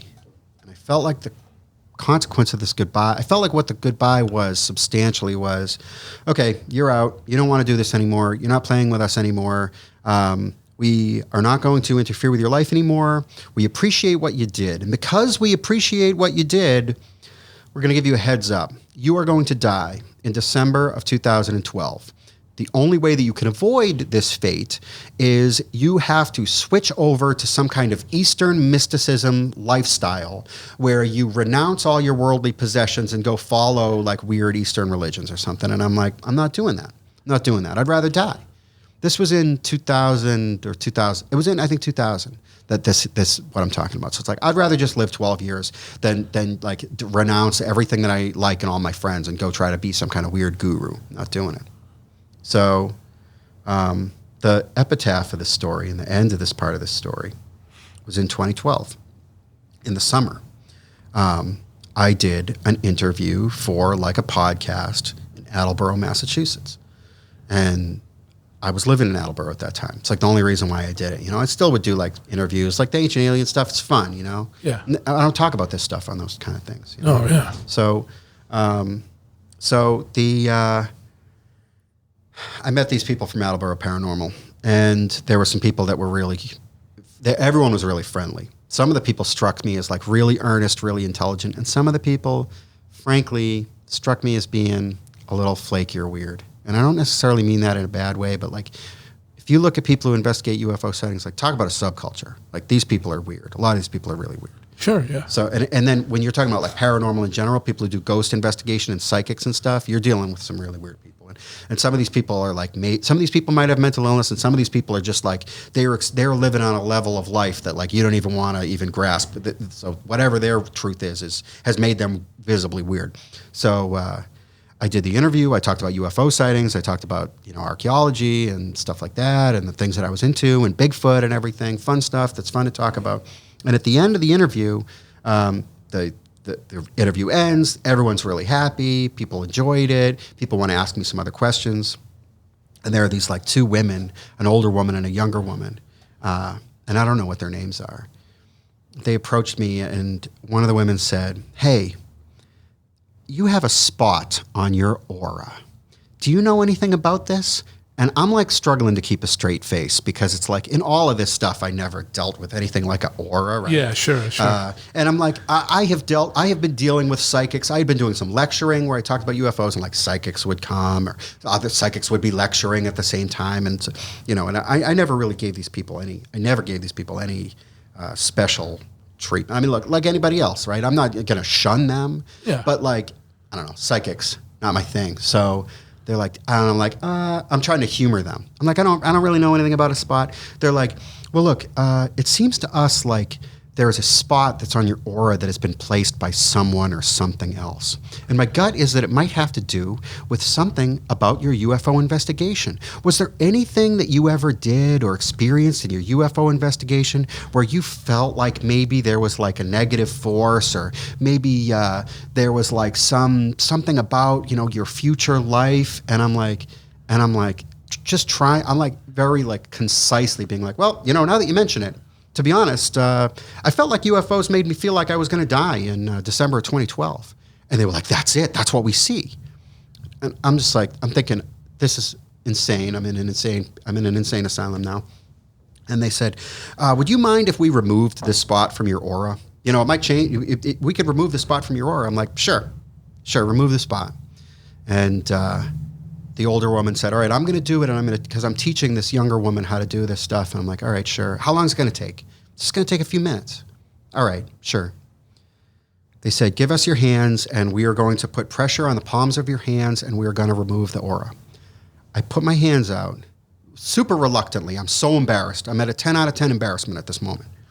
Put my hands out, and the women, each woman takes one of my hands and starts pressing on my palms. And I don't remember anything that happened after that. Like how long it took, what they said or what they did. I have no memory of this. The next thing I remember is them being like, that's it. Your aura the spot is removed. We removed the spot. Your aura is perfectly clear and clean now. How do you feel? I felt so good. I have never felt so good in my whole life. I felt like I could run through walls. My plan that day was to go home and go to sleep after that interview. I got in my car, drove to the city to hang out with my friends. I drank like 700 beers, didn't get a buzz. You know what I mean? Yeah. You're all adrenalized. I was like, and it's like, and that I never had any other weird experience ever again. Yeah. Fucking crazy. Huh? It is crazy, right? And it's like, I tell the story to people, and they're like, you need to get the names of those women. Like, you need to find out from those women what they did. Like, you need to get statements from these women and stuff. And it's like, you know, okay, look, if those women are listening to this, like, thanks, that was crazy. Like, I believe you. Like, something you have a realization of something that I don't know anything about. But like, I also don't want to know anything about it. Sure. I don't want to know anything about any of this stuff anymore. You know, what you need to know is that it's 2020 and you're still here. I'm still here, right? Yeah. You know, and who knows? Like, I'm not saying that the reason why I survived is because of this, right? Yeah. But it's just like there are like aspects and. Even, you know, I would say, let's say that you think that there was no contact with a non-human intelligence on any of this level, right? That everything, it was all in my head and everything. Well, there are aspects of human psychology that are weird, at the very least, right? Yeah. Like, so it's either that, or what I believe is that I was in touch with a non-human intelligence during that time. Sure. And that had I continued, I would have like learned something about it, but I really think I would have like died like other people that I knew, or I would have wound up institutionalized like other people that I knew, you know. And it's not like aliens. It's not aliens from space. It's something based on this planet. I don't know what it is. You know, I did write some things over time, little things on the internet here and there, like little pieces of this story, very small, but mostly just about like UFOs and sightings, not about like the mental communication, but just saying that I think this thing is a non-human intelligence based on this planet. Here's some evidence for it and stuff like that. And there was a guy who emailed me. I think he'd heard a radio interview with me. And he's like, I really liked your interview. I wanted to, if you have time, could you answer some questions? And a lot of times I get emails like that and I give a short answer, or I don't even answer, because a lot of times the questions are not good. And you know, there's a lot of weird people out there, right? Sure. This guy's questions were really good. It was clear to me from his questions that this guy really grasped what I was trying to say. I answered his questions. He asked me some more really good questions. The more I talked to this guy, the more I came to think, this guy gets it. You know, maybe this guy is having a similar experience of his own. So finally I said, look, you know, I don't mind answering your questions, but maybe you could help me out. Like, what's your background on this stuff? He's like, I've been dreading the day that you were going to ask me that question. The reality is that I am a Baptist minister, and I think that UFOs are demons from the devil. And I use information from your work in my sermons to my congregation. And I stopped talking to the guy. But the thing is that the thing that I hate to even say is that the thing that I was dealing with was more like what you would think a demon was, I think, than like what you would think an alien was. Yeah. Is that where like the whole like the trickster type thing Yes, comes the into? trickster archetype. Yeah. And you can go back thousands of years to the earliest human writings and find this stuff. You know, other people have written about this. It is deceptive. It is like controlling. It appears in different guises to people at different times. But there are parallels. There are parallels between fairies and like elemental beings in Native American folklore and, you know, Sanskrit writings of the earliest religious texts, and all religious texts have elements of stuff that is going on right now, that people are experiencing right now. And, you know, what is it? You know, I don't know what it is. Nobody knows what it is. Yeah. But it's something. Why do you think it chose to talk to you? Like, and I'm just saying, because there's hundreds of honestly, people that research UFOs. Is it because you were so that's what I ingrained? I had friends. I had girlfriends. I had, you know, music stuff. I was like in a band when I was in high school and stuff. But UFOs were my focus. You know, UFOs were my priority. Yeah. If I wasn't hanging out with my friends, which was most of the time, it was get home from school, go into my bedroom, crack open a book, and that's where I would remain until it was time to go to sleep and wake up the next day. The first thing I thought about the next morning was UFOs. The last thing I thought about before I went to sleep was UFOs every night. Yeah. You know, and also I think part of it was that I think that if you just stay within the narrative, right? If you stay within the confines of these things are aliens, and if you have weird stuff that happens to you, it's probably because the government doesn't want you to be snooping around, right? If you stick with that, I think it kind of likes that, and I think it created that sort of. It created that story as a way to channel people into following this story. But if you step out of that, that's when you start having that's when things start to get really weird. Because you might be on the real. Once you start to get away from like thinking that these things are like space aliens that the government's covering up, and realize that it's not the government that's not, you know, that fireman wasn't a government agent. Yeah. The fake fireman, right? That guy was like, that guy walked out of that store and vanished. You know what I mean? Yeah, yeah. That guy doesn't exist. Doesn't exist, yeah. Wow, man, that's heavy shit, dude. It's wild. It's right? wild, right? So, yeah, dude, fucking wow. That's heavy shit, man. You know, so you haven't looked into, you know, obviously it's something that you haven't followed up on. Like, do you have, like, if you had to postulate, like, you know, I know it's like a non-human intelligence. Is it something like, I know there's been like a lot of theories about like interdimensional stuff, or like, if you had to think about like off of the beaten, not the beaten, but the alien government narrative, like, you have a Baptist saying it's demons. You know, I know other people say it's other interdimensional stuff. Like, what do you have a gut feeling of what it was? The problem is that you get to a point where you're explaining a mystery with another mystery. Yeah, sure. UFOs are demons. What's a demon? UFOs are interdimensional. Yeah. What the heck is another dimension? Yeah, sure. And it's like, that's it. That's the whole thing is, and the fact about me saying that it's a non-human intelligence based on this planet, that's like gut feeling stuff too. And I could point to evidence that suggests that, but in reality, there is no proof of any of this. There's no proof of any of this at all. You know, it's all like evidence. You know, here are some facts that don't fit. Here are things that nobody can explain. And here's a pattern, you know, that goes back to the very earliest human history, that is present in every culture. And it's like, what is this thing? Sure. What is this thing? And, you know, if you could prove it to me, I don't think this is the case, right? But if you could prove it to me that this is some kind of remnant thing in the human brain from maybe millions of years ago, right? From monkeys or something. That it's like, somehow this comes from people, you know? Okay, well, I could believe that. I could probably believe that more readily than I could believe that these were space aliens coming in metal spaceships. I don't think that at all. You know, but I really don't think they're human beings. I really don't. Yeah. I think that whatever it is, it exposes itself to people in different ways at different times. You know, and another thing that I know people are not going to like, people like, we'll shut off the podcast, but I think Bigfoot is actually part of this thing as well. Yeah. And when I started investigating UFO sightings, people would tell me about Bigfoot sightings that sometimes happened in close proximity to UFO sightings. And I would just delete that. Let's pretend that I didn't even hear that, because that is ridiculous, you know? And basically, it just eventually came to a point where I just couldn't deny it anymore.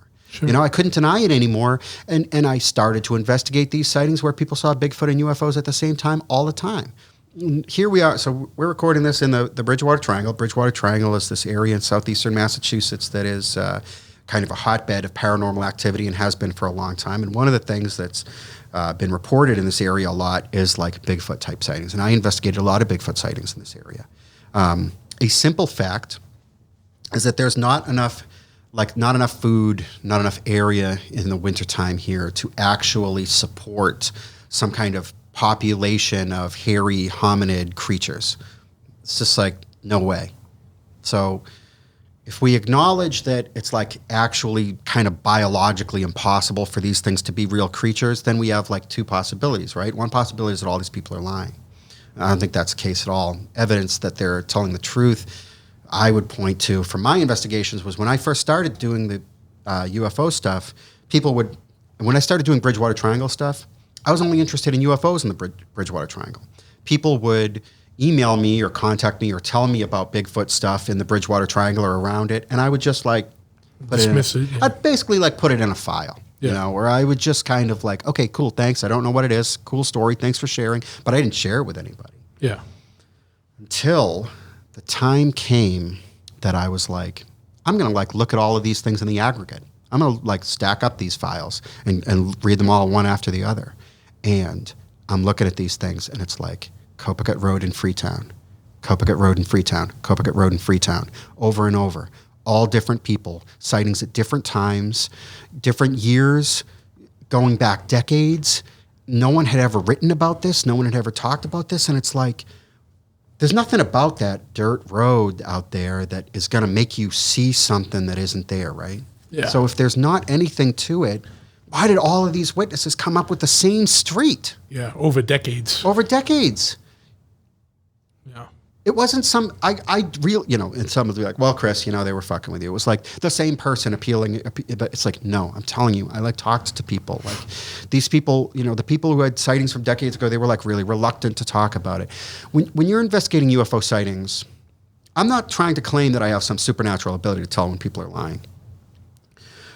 But there are certain words that people use. There are certain phrases that people like go through when they're telling you about something that's really weird that they don't understand. And it's like, I'm not saying this is foolproof, okay? But you can get a sense of it if someone's telling the truth or not. If someone is talking to you about this weird thing and you have made a hobby out of talking to people about this weird thing every week, every month, there's like patterns, there's things like patterns, not just patterns of things that people see, but patterns of the way people's mind works when they're confronted with this thing for real, right? And when they start kind of telling you that they're going through this checklist in their mind or whatever, it's like, this guy's legit, right? Yeah, probably. yeah. Right? I wouldn't bet my life on it, but like in the aggregate, right? So yeah, I think there is something to it. But like I say, if there is something to it and it's not an animal, then what is it? Yeah. I think it's like this, another guise of this same thing. And that it wants you to think that it's an animal. And it wants you to think that it's an alien. It wants you to think that it's a lot of different things for different cultures and different times. It wants you to think it's a fairy. It wants you to think it's a troll or a god, right? But it's something else. It's something else that we don't know what it is. One question I did have before we kind of continue on. The night you were in your apartment in Austin and you could hear something move, and that's when you said, fuck this. Well, two questions. Like, one, how close were you to just saying fuck it and getting up and going to look? I was a million miles away. Million miles? Never considered it for a second. I was just like, nope, that's a no. Yeah. Like, no. And it was, I almost felt like that was part of it, right? Where it's like, are you serious? Like, are you serious? You know, it was like a shit test, right? Like, yeah. Like, you want to find out? Right here, motherfucker. Yeah, and I'm like, yeah. Turns out I don't. Yeah, yeah. You know? Did you ever regret not going up? Not for a second. I think I would have died if I opened that door. Yeah. You know, and I mentioned that my girlfriend, you know, from Berkeley, the thing that happened, right, when we were camping in the tent. Yeah. I felt so bad about that. Sure. She hit me up a few years later, and she said, Chris, we had fallen out of touch. We like had a bad breakup. And we didn't talk anymore. She hit me up and she's like, listen, actually the way that we talked to each other again was through some weird thing that was like almost paranormal itself. I had a dream about her.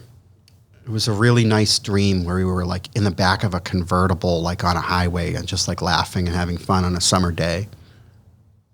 I had talked to her for years. I woke up and I like had this dream clearly in my mind, and I thought, I want to talk to her again.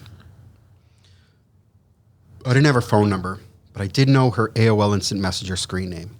I went downstairs, the place where I was living. I turned on the computer. I logged into AOL Instant Messenger, which I never logged into. And I immediately get a message. It's from her. And I'm like, I logged onto this to talk to you.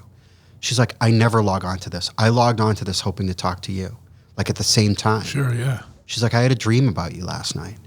And I'm like, I had a dream about you. It's like, what a crazy coincidence. So we start talking, we start chatting. Let's meet up. Let's catch up a little bit. So we like sit down and have dinner. She's like, listen, part of the reason why I wanted to talk to you, I still have bad dreams about that night in Berkeley. And I want to know what really happened. I've started to think that more happened than what I remember, which I had never suggested this to her. I was so mortified. I felt so guilty. I felt so afraid. You know, everything that I cared about or thought about was like collapsing around me as this was happening. Like, you know, I cared about this person a lot, and she didn't have anything to do with this. Yeah. And she's like, I want you to hypnotize me. I want to find out what happened. And I told her, no way, I'm not going to do it. She basically guilt tripped me. And she's like, I think something happened to me. I think it was kind of, you know, connected to you, maybe your fault. You owe it to me to do this. So I went to my house on the couch. She laid down. I did the hypnosis stuff. She was under hypnosis for like a second. Suddenly she sat up, covered her eyes with her hand. She said, no, no, no, no, no, over and over, repeating no. I like, you know, calmed her down. She had spontaneously emerged from the hypnosis.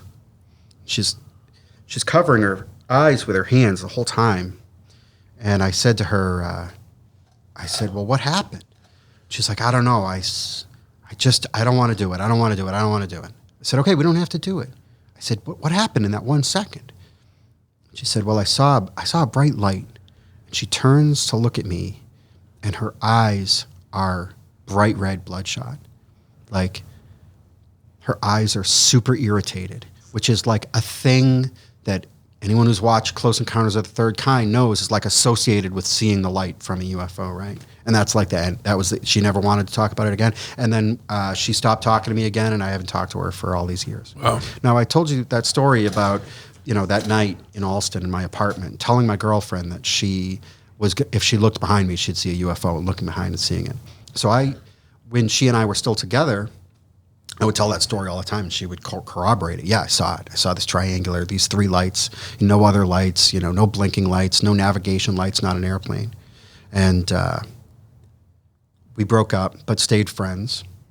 And some years went by, and finally she said, you know what, Chris? I don't think that's what happened. I don't think there was anything there. I was just humoring you. There was like nothing there to be seen. And I mention that here kind of because I think she did see it. And I think it's easier for her to think that she didn't. You know what I mean? Sure.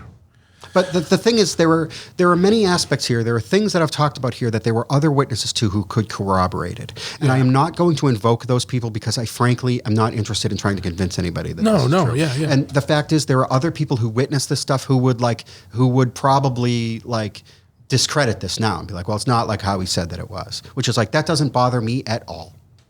Well, you know, the thing is too, is like human memory is always, sure. You know, so like people like, yeah, I kind of remember something about that. I don't know if it was like this or whatever, you know, and so, yeah. You know, I mean, even just like, but what if the thing that you remember is like proof of some kind of non-human intelligence. Yeah. Or not proof, but like if you really believe it, then you have to believe that your boyfriend was able to somehow basically control UFOs with his mind or track UFOs with his mind. And like if you believe that you dated a man who tracked UFOs with his mind, what is your reality? Right? It's like, you either have to not believe your own eyes or maybe your boyfriend was crazy, right? Or whatever. I mean, who knows? Well, there's just crazy things in the world that or with people that are unexplainable. Like even like the whole concept of like synchronicity. You both logged on at AOL. She ain't gonna deny that or whatever. It. Like at the same time after not talking for years. Coincidences, they happen. Yeah, but stuff like this with regard to the paranormal stuff, it like still happens to me sometimes. Several years ago, so I used to do like lectures about UFOs and stuff. I haven't done any in a long time, but there was a guy who was doing like a conference about like monster, Bigfoot stuff. And he had access to like a recording studio. And he said, hey, I want to record some really, really short podcast clips that I can release on social media over time to build up hype for my conference at which I was one of the lecturers. So I told him, sure. So we went and sat down just like this. Just like you and I are sitting down. And we just recorded where it's like, okay, let's do one about ghosts. Let's do one about UFOs. Let's do one about Bigfoot. Let's do one about the Bridgewater Triangle. And I did all this stuff. And then I thought they were just like, the deal was they were just going to be released like social media, right? Yeah, sure. What he did was he actually he put them on a CD that he sold for a while. And I don't really discredit, I mean, I don't begrudge him this. Yeah. But if it had been pitched to me that we were going to do recording tracks for a Bridgewater Triangle CD, I would have done some prep, right? Or like tried harder or whatever, so this CD, he used to sell this CD and it's like people have sold it. It's been out there for a while. I've actually never listened to it. That's the absolute truth. I think there's like some spooky music over it. I don't know. If the guy who made it is like listening, like I have anything against this guy, I get it, right? But it was like not something I kind of wish my name wasn't on this thing. Sure. But but just like you said, it's out of respect. Like we're recording a podcast, you know what it's going to come out. It's like I would never package this and put a soundtrack to it and score it and then try and sell it. It's a little shitty. The dude was a promoter who was like making money, like selling a product, and like I was working on a project with him, and like I don't know. Paranormal stuff, he recorded it, it's kind of, I don't know, it's his recording. Sure, There's some overlap here with punk a little bit, right? Where it's like regular, like sort of ethics of intellectual property, like don't necessarily apply in some of these subcultures, right? Where it's like, it's, if I gave somebody shit for making a bootleg shirt of my band, like I would not do that. It's like, because I will bootleg your band. You know what I mean? And it's like, if the shoe had been on the other foot, I might have released a recording of this guy, right? Yeah. So, but anyway, I later got involved, and we'll probably talk about this or touch on it at least a little bit later, but I got involved in collecting arrowheads. And there was a guy who lived in my town who had been a history teacher in the high school where I went to school, but he was never a teacher of mine. I knew him when I was in high school. And I knew that he knew about Native American stuff in the area where I lived in Franklin. So I called on the phone the Franklin Historical Society, and he picked up the phone. He didn't know who I was. This was 12 years after I graduated from high school. Sure. So he didn't recognize my voice. He didn't know who I was. And I said, hey, look, my name's Chris. I'm like interested in Native American stuff. Are there any arrowheads that are in like the holdings of the Franklin Historical Society? He said, well, I have some at my house that are from this town. So if you're interested in this stuff, you could come to my house and take a look at these arrowheads. I said, that'd be great. How about in half an hour? Sure. So I show up on this guy's doorstep and I knock on the door. The door opens. The dude takes one look at me and all the color drains from his face. He's like, what are you doing here? I'm like, I just talked to you on the phone. It's like about the arrowheads. He's like, that was you? He's like, Chris, I remember you from high school. I was thinking of you so strongly today, all day. I was just thinking about you, remembering like conversations that we had. He's like, he just gestures for me to come inside. He's like, come inside. I walk into his house and I hear my own voice. It's that CD. He's listening to it. I said, how are you listening to the CD? He's like, I think this CD is interesting. I listen to it sometimes because I was thinking of you so strongly all day. I put the CD on, and then you show up at my house. You show up on the front. You knock on my front door. What are the chances? I said, where did you get this CD? He said, I must have got it from you when you were in high school. I said, I graduated high school in 1998, and the CD came out in like 2005. Where did you get this CD? He said, I have no idea where I got this CD.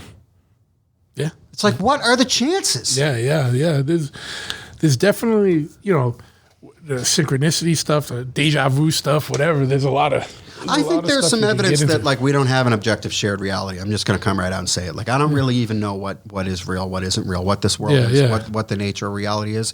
Obviously, I am not like a quantum physicist. These are not things that I really think about all the time. But everybody that I know, as you go through life, you have these experiences that's just like, what the hell is that? Yeah. Here's a thing. Whether you want to talk about it or not.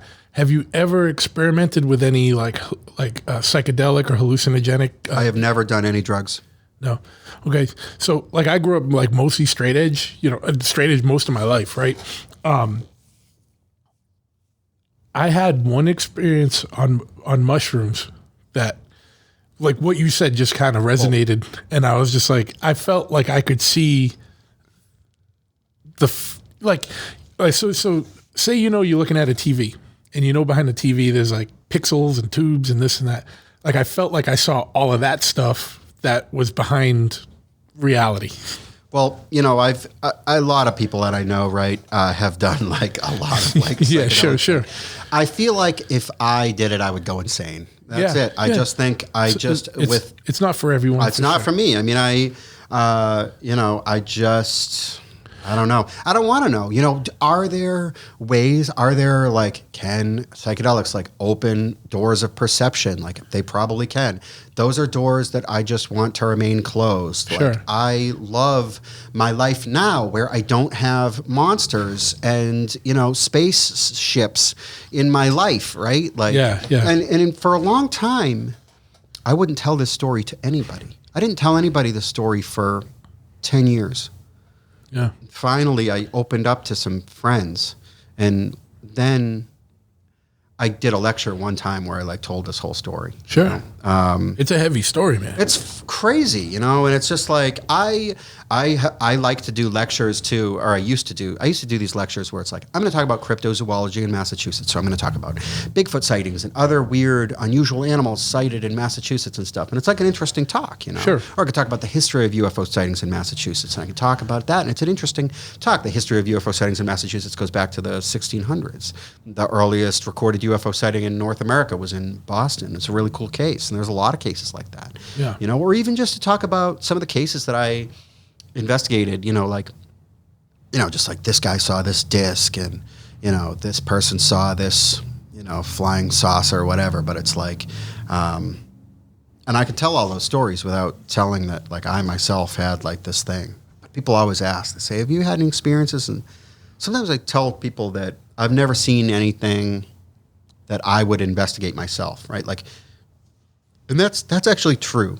Like the UFO sightings that I mentioned where I said I saw lights in the sky, like when people told me that they saw lights in the sky, I never investigated those cases because you can't ever really prove what that was or wasn't. Sure, yeah. Even like that night with that girl in Alston, like the thing that I saw that I was so excited about, that like sphere of light, it's like, if someone told me that they saw that, I would think they saw a helicopter coming through the clouds and going back into the clouds.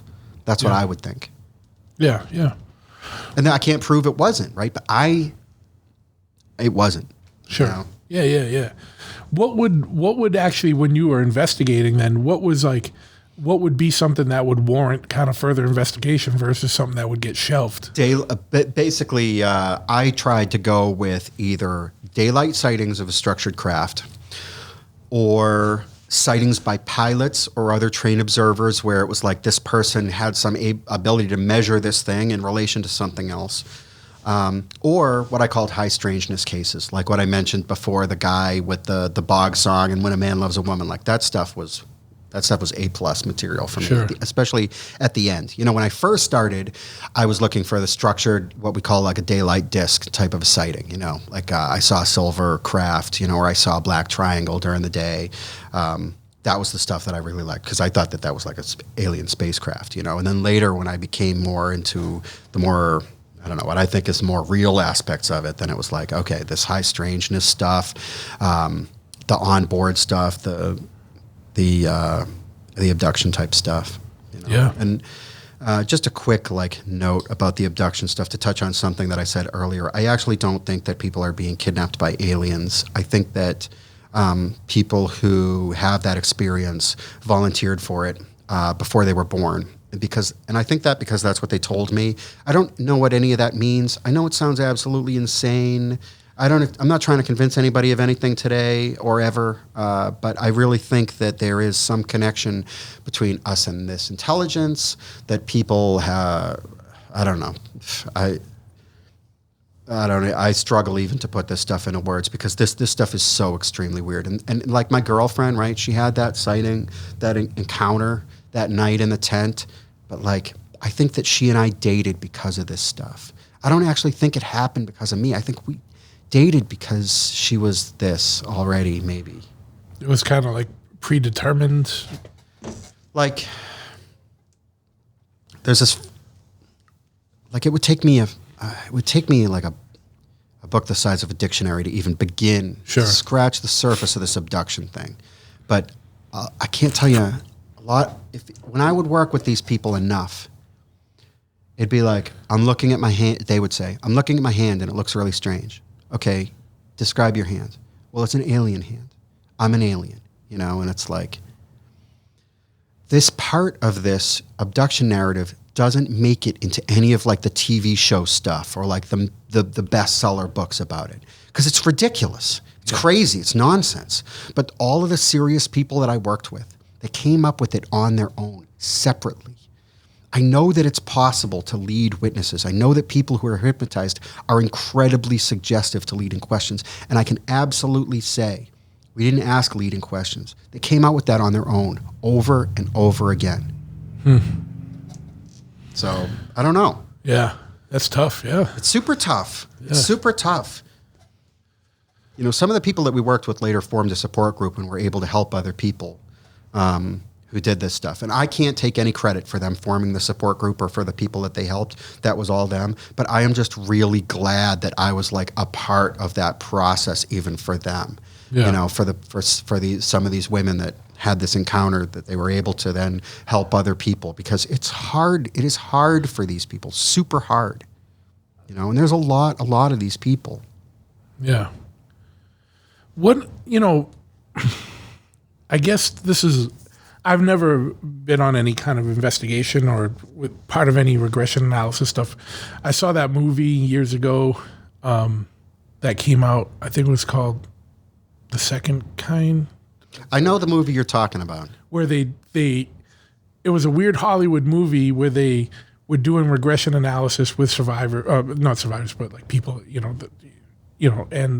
but then they also had a little box within the frame that looked like a documentary, real footage, but even that footage was fake. You know what I mean? But it was based on some book or something. Did you ever see that? Yeah, I did. And it was really hard for me to watch because it hit too close to home. That's what I was going to ask. Did it seem pretty...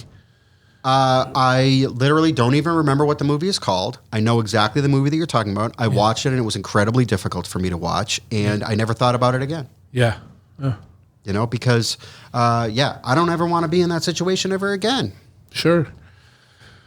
So, you know, and I know we had stopped and paused for a second right when you were kind of talking about the Bigfoot stuff. Was there anything about that we didn't touch on that we left kind of I mean, I could sit here and, give you a list by list catalog of UFO sightings that I investigated that were associated with Bigfoot sightings. I think it would become very boring, Sure. What I mean? And anybody who's interested in that can find 100,000 sighting reports like that, on the internet with a Google search. But it's to me, that's almost kind of a litmus test, because I'm going to tell, you and everybody listening right now, the entire field of UFO study and investigation, in fact, the entire paranormal field, is full of absolute bullshit. It is absolutely full of charlatans, people who are promoting bad cases because it's helps them to sell a book or whatever. And on some level, I actually don't begrudge these people this thing, but the people who are serious about this stuff, they're like, you never really hear about these people for the most part because the shit that they're saying is so insane that no publisher is going to publish their book. Yeah. And so on some level, it's kind of like a litmus test when I talk to other people who are interested in UFOs, right? People who are serious, who like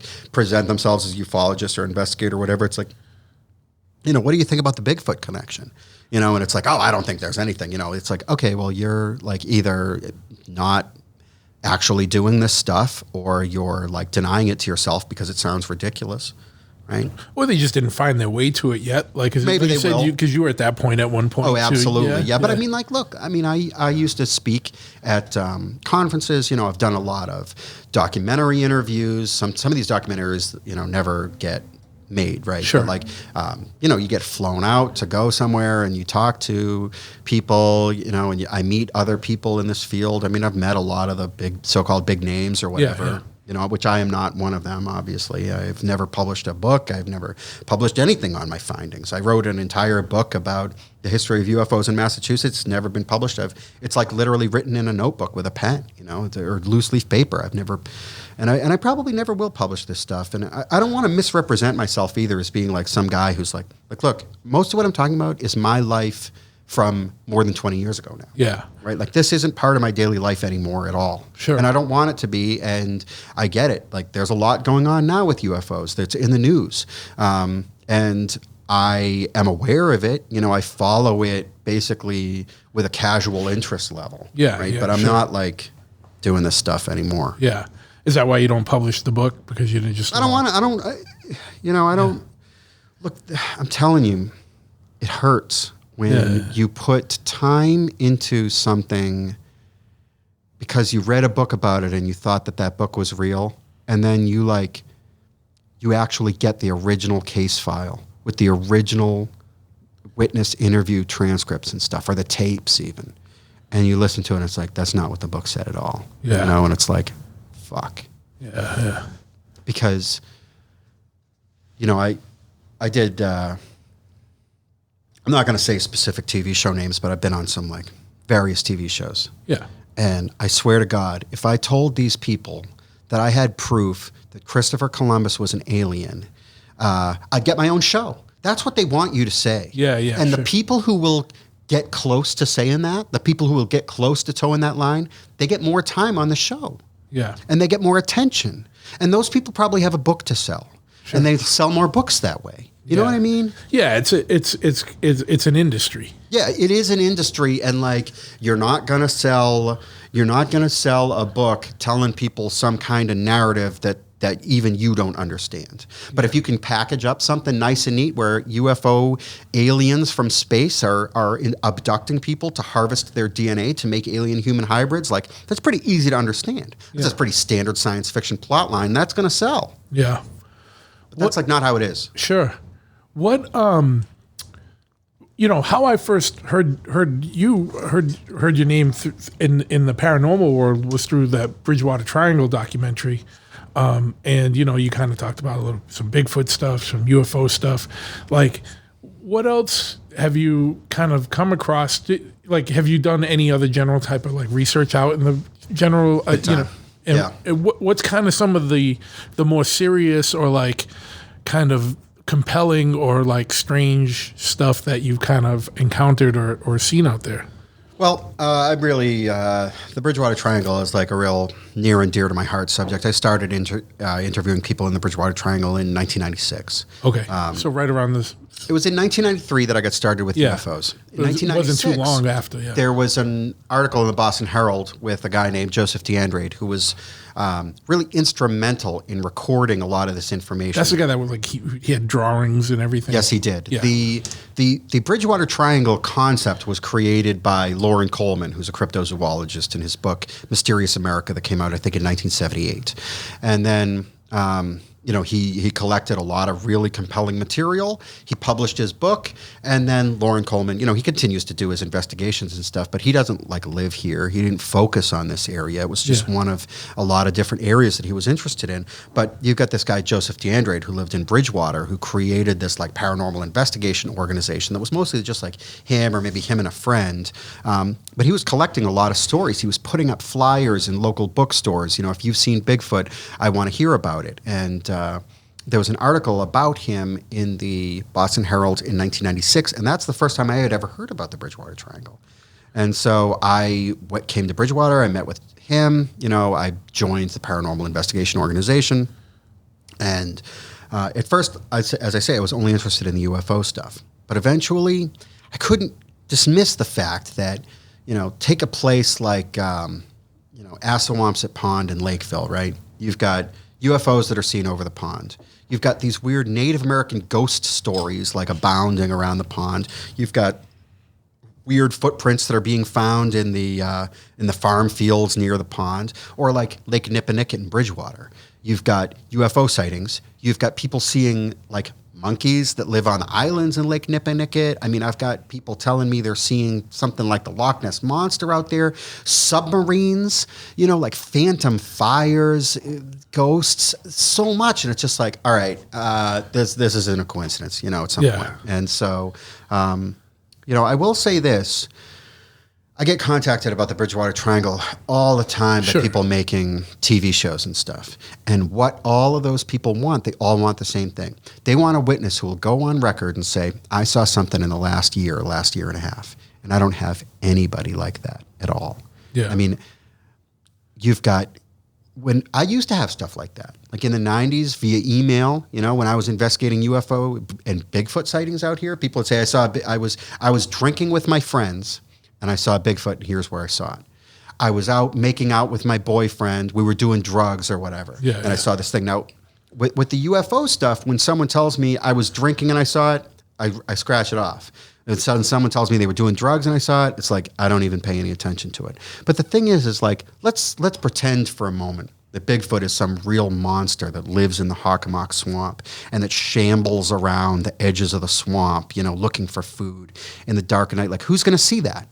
Your like local upstanding businessman is like asleep. Your regular like family people are in their regular family homes, but like kids like at the drinking spot are going to be the people who are going to see it if it's real. Sure, yeah. So I would follow up on those cases with the Bigfoot stuff, and I would find, areas where it looked like something had passed through. I mean, I found some evidence that later turned out to be not evidence, and it's a long story, But, I don't really have that stuff anymore. I have some occasionally from time to time. And part of that, yes, is that I'm not really like super active in this stuff anymore. Sure. But another part of it is something that I've seen repeated over and over and over again, where when investigators move into an area, like seriously, the stuff stops happening.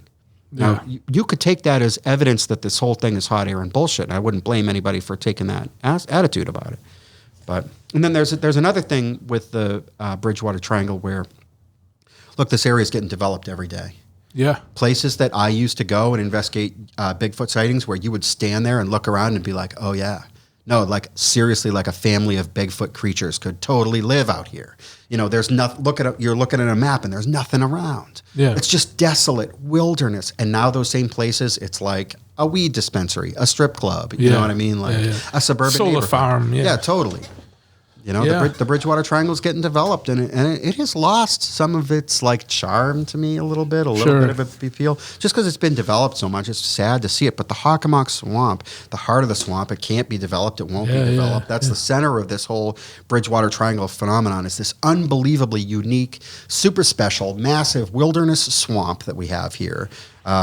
Which was occupied, the edges of it were occupied by prehistoric people tens of thousands of years ago through to King Philip's War period. And there's just crazy folklore about this swamp that continues to this day. And I mean, I don't care who you are. If you go out there to the swamp, there's ways you can access it.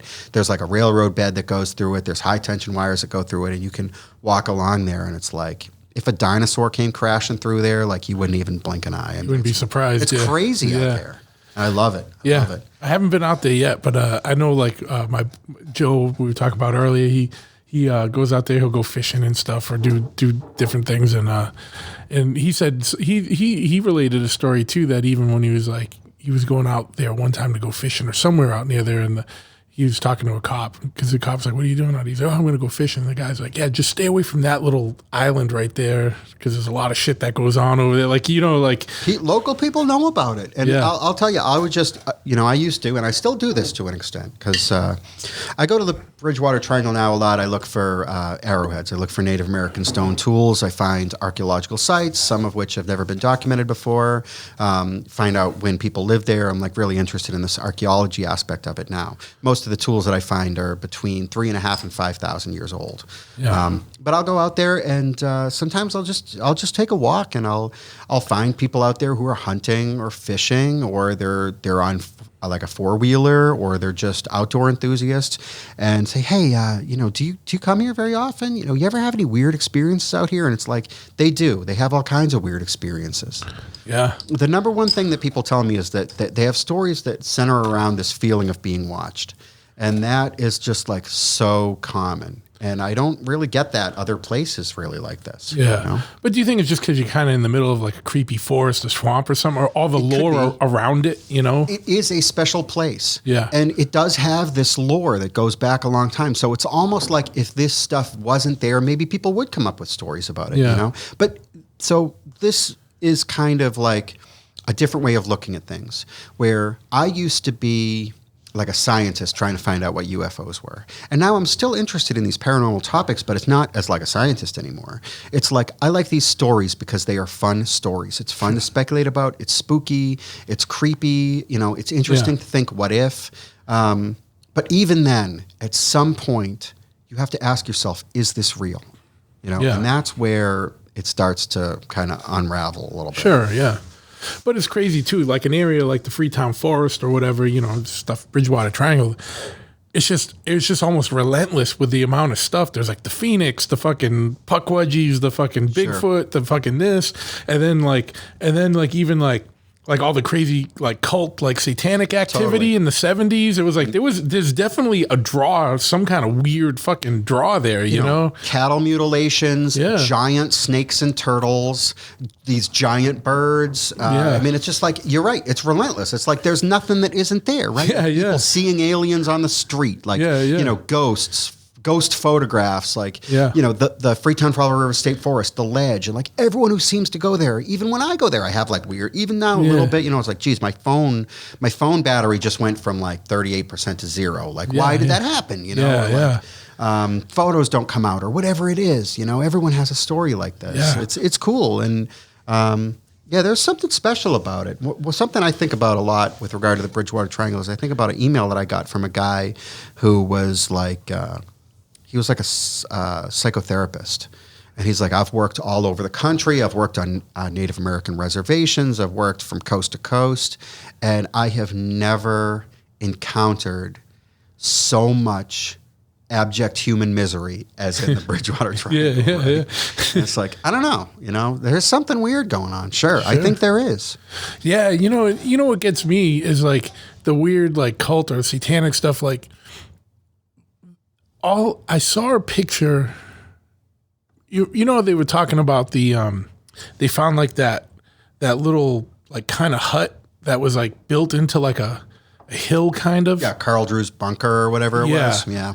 That was the only, like, I literally saw a picture of that and my hair, like, stood up in the back. Like, and especially when they were like, they found, like, a child-sized, like, stool in there and stuff. And I was like, well, look, that's just, like, creep factor. That's human creep factor to me. You know what I mean? The Freetown Fall River State Forest has all kinds of, they find bodies in there because of its proximity to, like, Brockton and areas of, like, gang activity and high crime and stuff. And, there's a guy who's in prison now for kind of a 80s satanic panic, like, series of murders. And it's like, a lot of people think he's innocent. That is its own set of stuff. And even, like, that cult stuff. I mean, there's police officer who was tasked with investigating the cult stuff. He has a lot to say about it. Other people think that guy is like full of shit, and it's just like, I think it's very interesting. The stories are great. I love the stories, and I do not ask myself if it is real because I frankly don't even care. I think they're cool stories. Yeah. I've never, with the COVID stuff, my gym was shut down for like 3 months. I live in Freetown. I was going to the forest every day, and I was just having pleasant hikes and being at peace. Like, but it's during the day, and I'm on major routes, major trails. The only thing that's ever happened to me in the area was coming home one night, and I know this sounds like 3 a.m. type of thing, but I was coming back. It's probably on Chase Road. You know where like those farms are, like the old farm on Chase Road, like You know, and there's an old cemetery. I was coming. It was like 3 a.m. And for everyone that knows me, I wasn't fucked up. I wasn't drunk. I wasn't. I was pretty sober. Well, I was really sober. I wasn't. And I was coming home. It was like three or so in the morning, and like literally 2 orbs shot out in front of me, like little danced in front of my windshield for a second, and then took off. Cool. And I was like, I like literally stopped. And I like backed up, and I was like moving the truck because there's no one on the road. And I'm like, all right, if I moved like the angle this way, am I seeing any weird light reflections? But like the way they moved, it was like they shot out and they kind of danced around in front of the windshield like that, and then just took off across the street. It's the only thing I've ever saw, or any weird thing that's ever happened to me. How long ago was that? Within maybe like a year ago. That's cool. Yeah, so see, and I've collected stories like that going back to the 1970s. Yeah, so that's something that has gone on here for years. It's still going on. There is still paranormal stuff going on in the Bridgewater Triangle for sure. Yeah, it's just, and people, swamp gas, whatever. I'm like, I don't think so, man. I wasn't in a swampy area. I was like on a main road. Like, what is it? You misidentified a moth, right? Like what is the counter? Some kind of unknown form of lightning. I mean, you have to stretch, or you're lying, right? So it's like these are the choices. I get nothing from lying about that. You know what I mean? That's the same like the stuff I'm talking about. Yeah, it's exactly. Like I've got I don't enjoy like telling some bullshit lie to people. For no reason.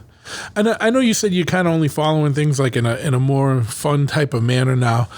Before we get onto other stuff like archaeology or whatever, but like, what do you think about some of the recent developments in like the UFO stuff where like, a month or so ago, the Pentagon is like, well, we do admit that there are things that we can't explain. And they've kind of officially admitted the existence of UFOs, under the guise of like, not saying what it is. But then recently, like just like in the last week, there was something from one of one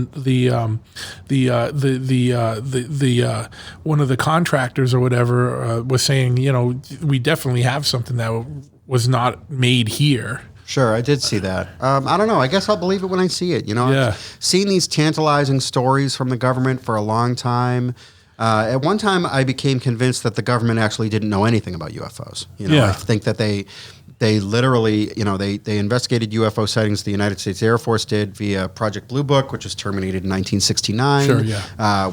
After the Condon report on unidentified flying objects, I think it come out a University of Colorado study that just concluded that these things aren't a threat to national security. And I basically came to take the government almost at like face value, where it's like, all right, well, they literally investigated these things for decades and figured out that they couldn't figure out what they were, but they weren't a threat to national security, so they moved on. Yeah. But I will say the government uses UFO sightings as cover for their own weird shit. Sure, of course, aircraft stuff. And it seems like that would make sense. Like, there are documents, declassified documents, where they talk about doing this. Yeah. Where it's like, a weird aircraft was discovered or was seen. Well, it must have been a space alien. When in reality, it's them trying out their black budget projects, their drones and stuff, their unmanned vehicles.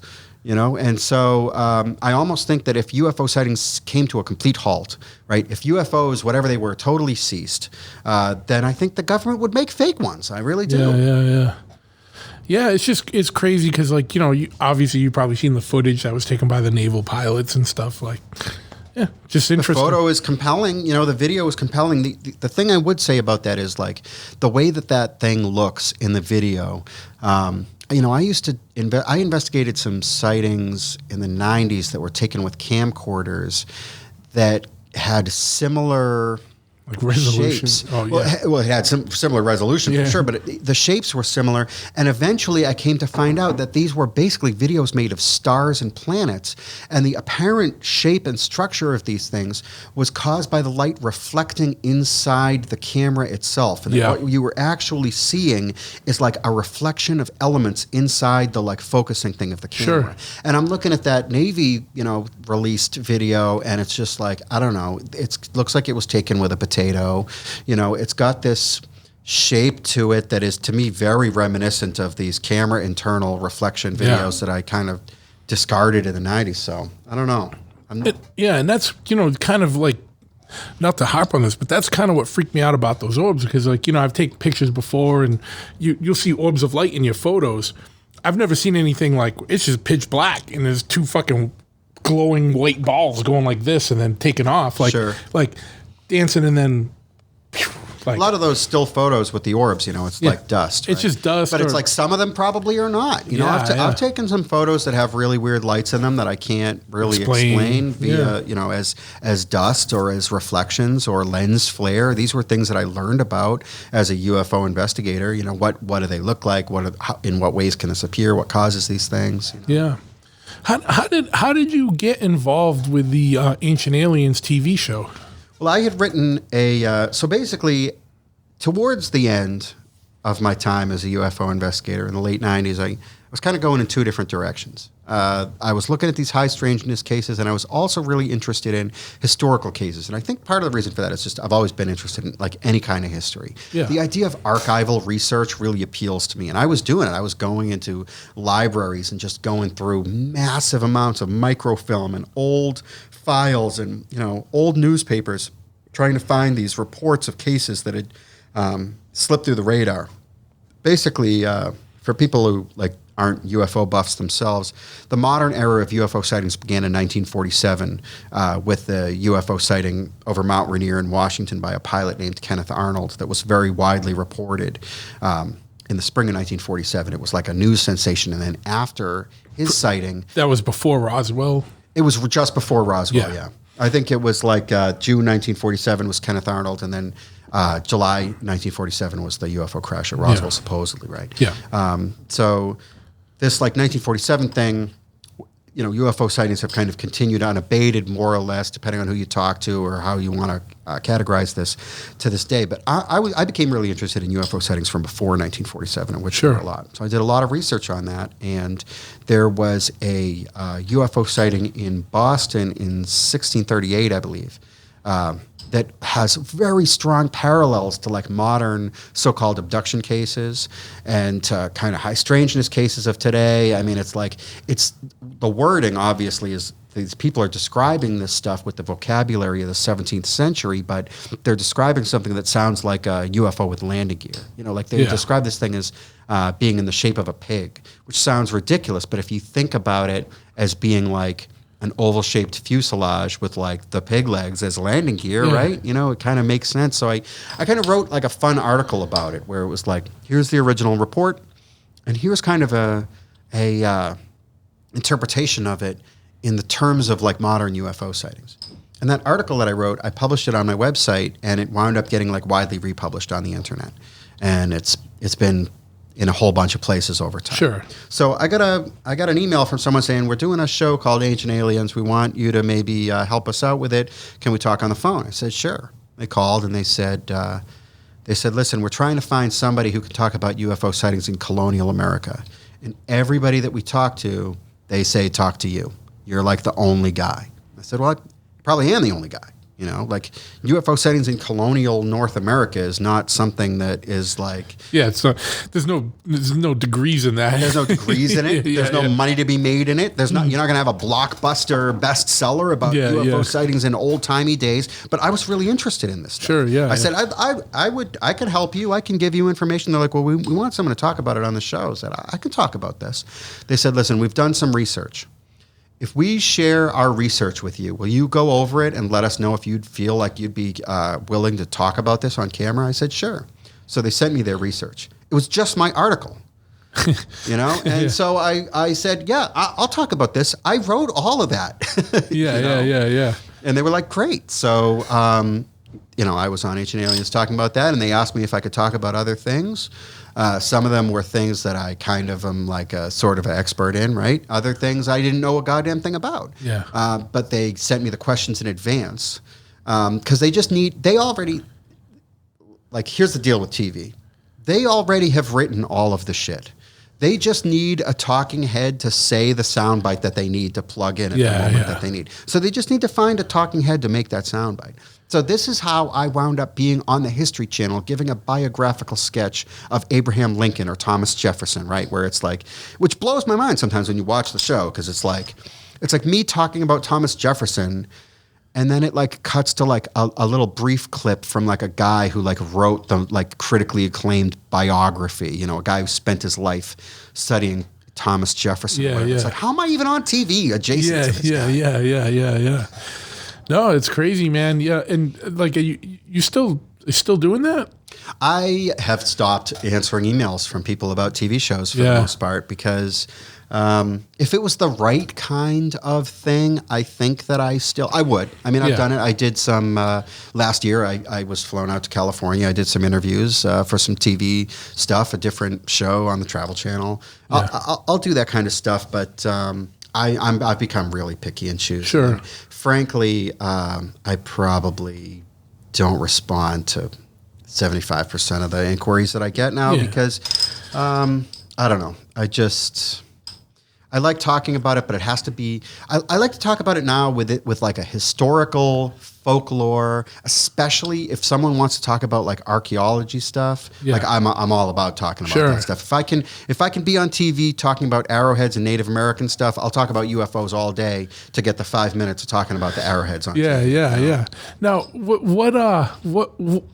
but I definitely want to get over to that. But as far as like historical, colonial, American UFO kind of things, like what have been some of the main kind of highlights or like some of the hardest hitting ones for you that you've come across? Because I know you see that stuff all the time. Like even in like, all over the country, you see stuff like sometimes it's not the colonial stuff because that we were the only ones around back then, but but like even in old Texas, like 1800s, you hear about stuff or whatever. But like, what have been some of the more New Englandy, like colonial, like revolutionary or pre-revolutionary war era, like stuff that there's so much of it. Is it really? When you're looking at the annals of this stuff, which few people ever really look at, right? Because it's like almost boring in a way to try to read, the chronicles of the first governors of Massachusetts Bay Colony and stuff like that. Yeah. But when you go through their writings,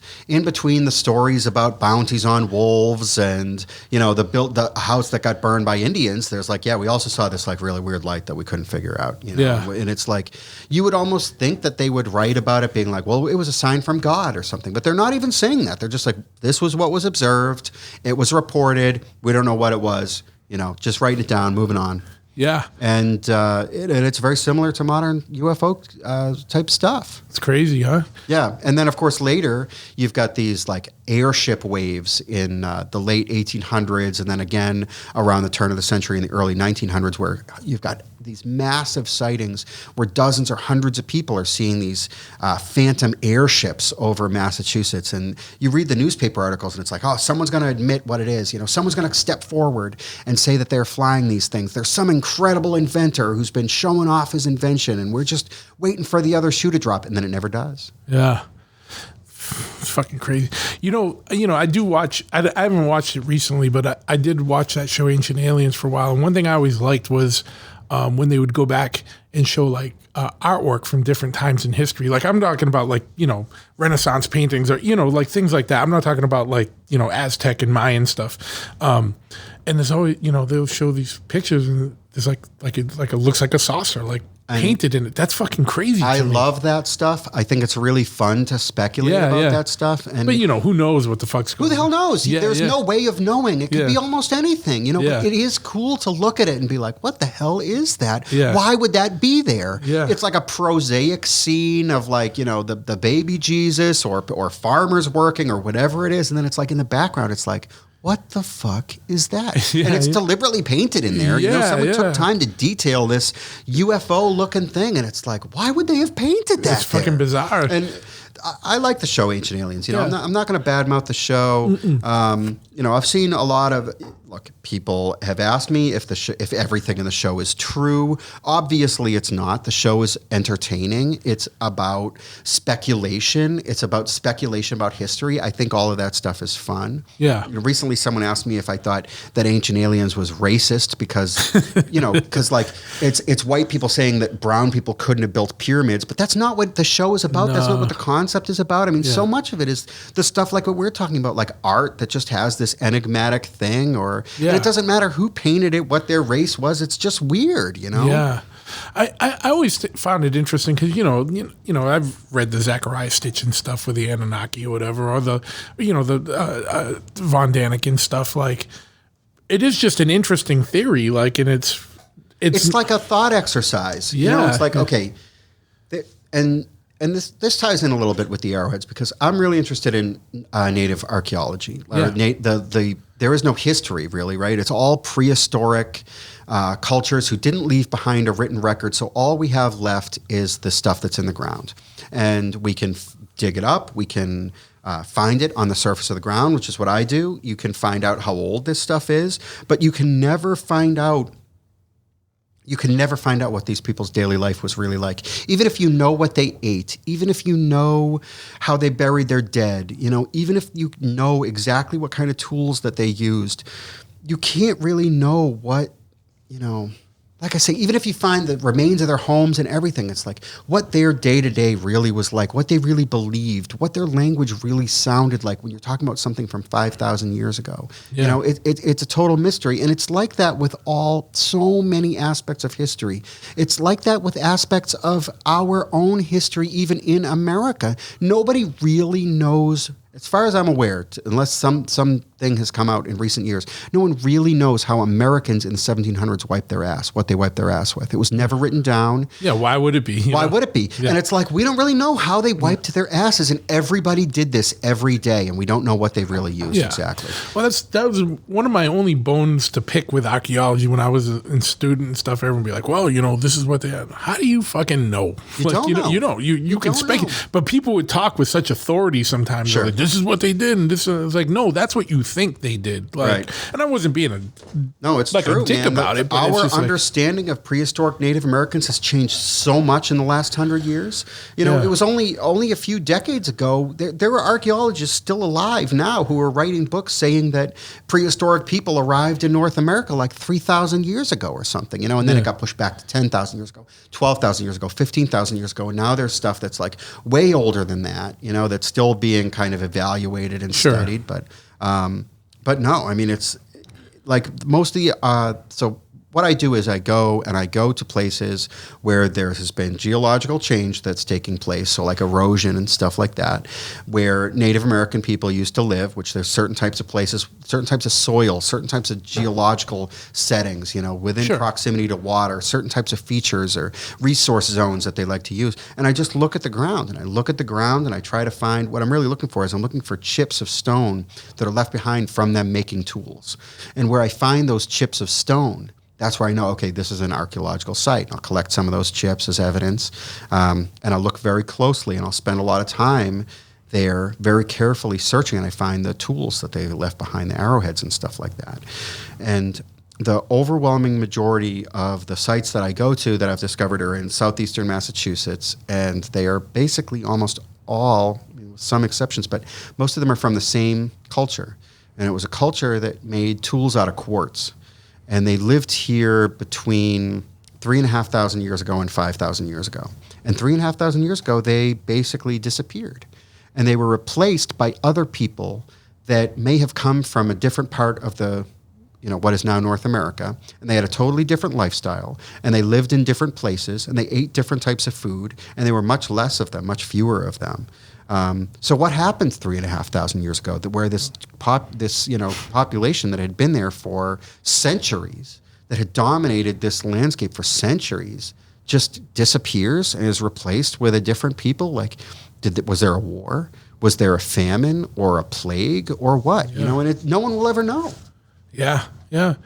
My uncle lived in Little Compton, Rhode Island, and he lived across from a farm, and he would just go out there. He had a massive collection of arrowheads because because they're tilling the soil and stuff all the time. So stuff would just turn up all the time. He had everything. He had a huge a huge collection of arrowheads and musket balls. Wow, that's really cool. You know, and it's like, and he never stopped finding stuff. He moved eventually, but like, you know, the whole time he was there, he'd just go, I'm going to go walk the farm, and he'd always come back with something. That's really cool. I have a friend who does metal detecting, and the stuff that he finds is really cool.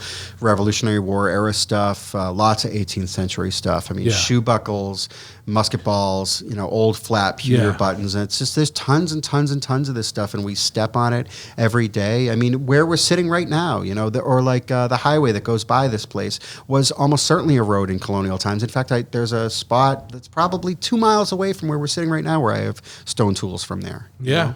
Yeah, and it's just it's crazy how much is just in the ground. I always thought archaeology was cool, but you need a lot of patience. I wanted to pursue archaeology as like a career, even after. So I never actually went to college. I graduated from high school after having been kicked out of high school because I was like a punk who was angry and creating problems for everybody. I did wind up graduating from high school, and then I thought, okay, well, I'll go to college eventually, you know. So after I was out of high school for a few years, I started really looking seriously at archaeology. And I think there was like one specific thing that made me want to not be an archaeologist. And what it was they were doing, I think they were constructing a new parking lot at like a university near here. And the area where the parking lot was going to be was an area that had proximity to wetlands and had a lot of other aspects of it that made people think it's very likely that this was a Native American habitation site. So they gave a call for basically applications. Send in your resume. We need to do an archaeological survey of this before we destroy it forever. And the resumes were posted publicly, and you could look at them and see them. And I remember looking at one, and it was this guy who had done tons of digs. His experience was unbelievable in archaeology. I mean, he had written a whole bunch of papers that were published in a variety of different peer-reviewed journals. He had contributed to an archaeology textbook. You know, he had all of these certificates. He had worked in all of this stuff. And then at the bottom of the resume, it's like work experience. And it's like 1996 to present, package handler, FedEx. It's just like, fuck. Yeah, man. The problem with a lot of these disciplines is if you don't want to play the game in academia, there's not a lot of options out there. Hence why I'm running a tattoo shop and a motorcycle shop, dude. You know what I mean? It's like you got to pay the bills. Yeah. You know, it's like archaeology is cool, but like I didn't want to go to school. I mean, this guy had like, you know, all these degrees and stuff. Like the amount of money that this guy had spent to be an archaeologist, and he was like busting his ass moving boxes around, you know, with high school dropouts, and it's like, I don't know. And similarly, I looked at doing antique textile restoration. I collect old clothes. I collect like World War II uniforms and stuff. I'm really, really interested in the material culture of previous generations. I'm really interested in textiles specifically. And antique textile restoration sounds absolutely fantastic to me, to just be able to take these incredibly historically important pieces and help conserve them. Sure. You know, and it's like, how do you become a professional antique textile restorer?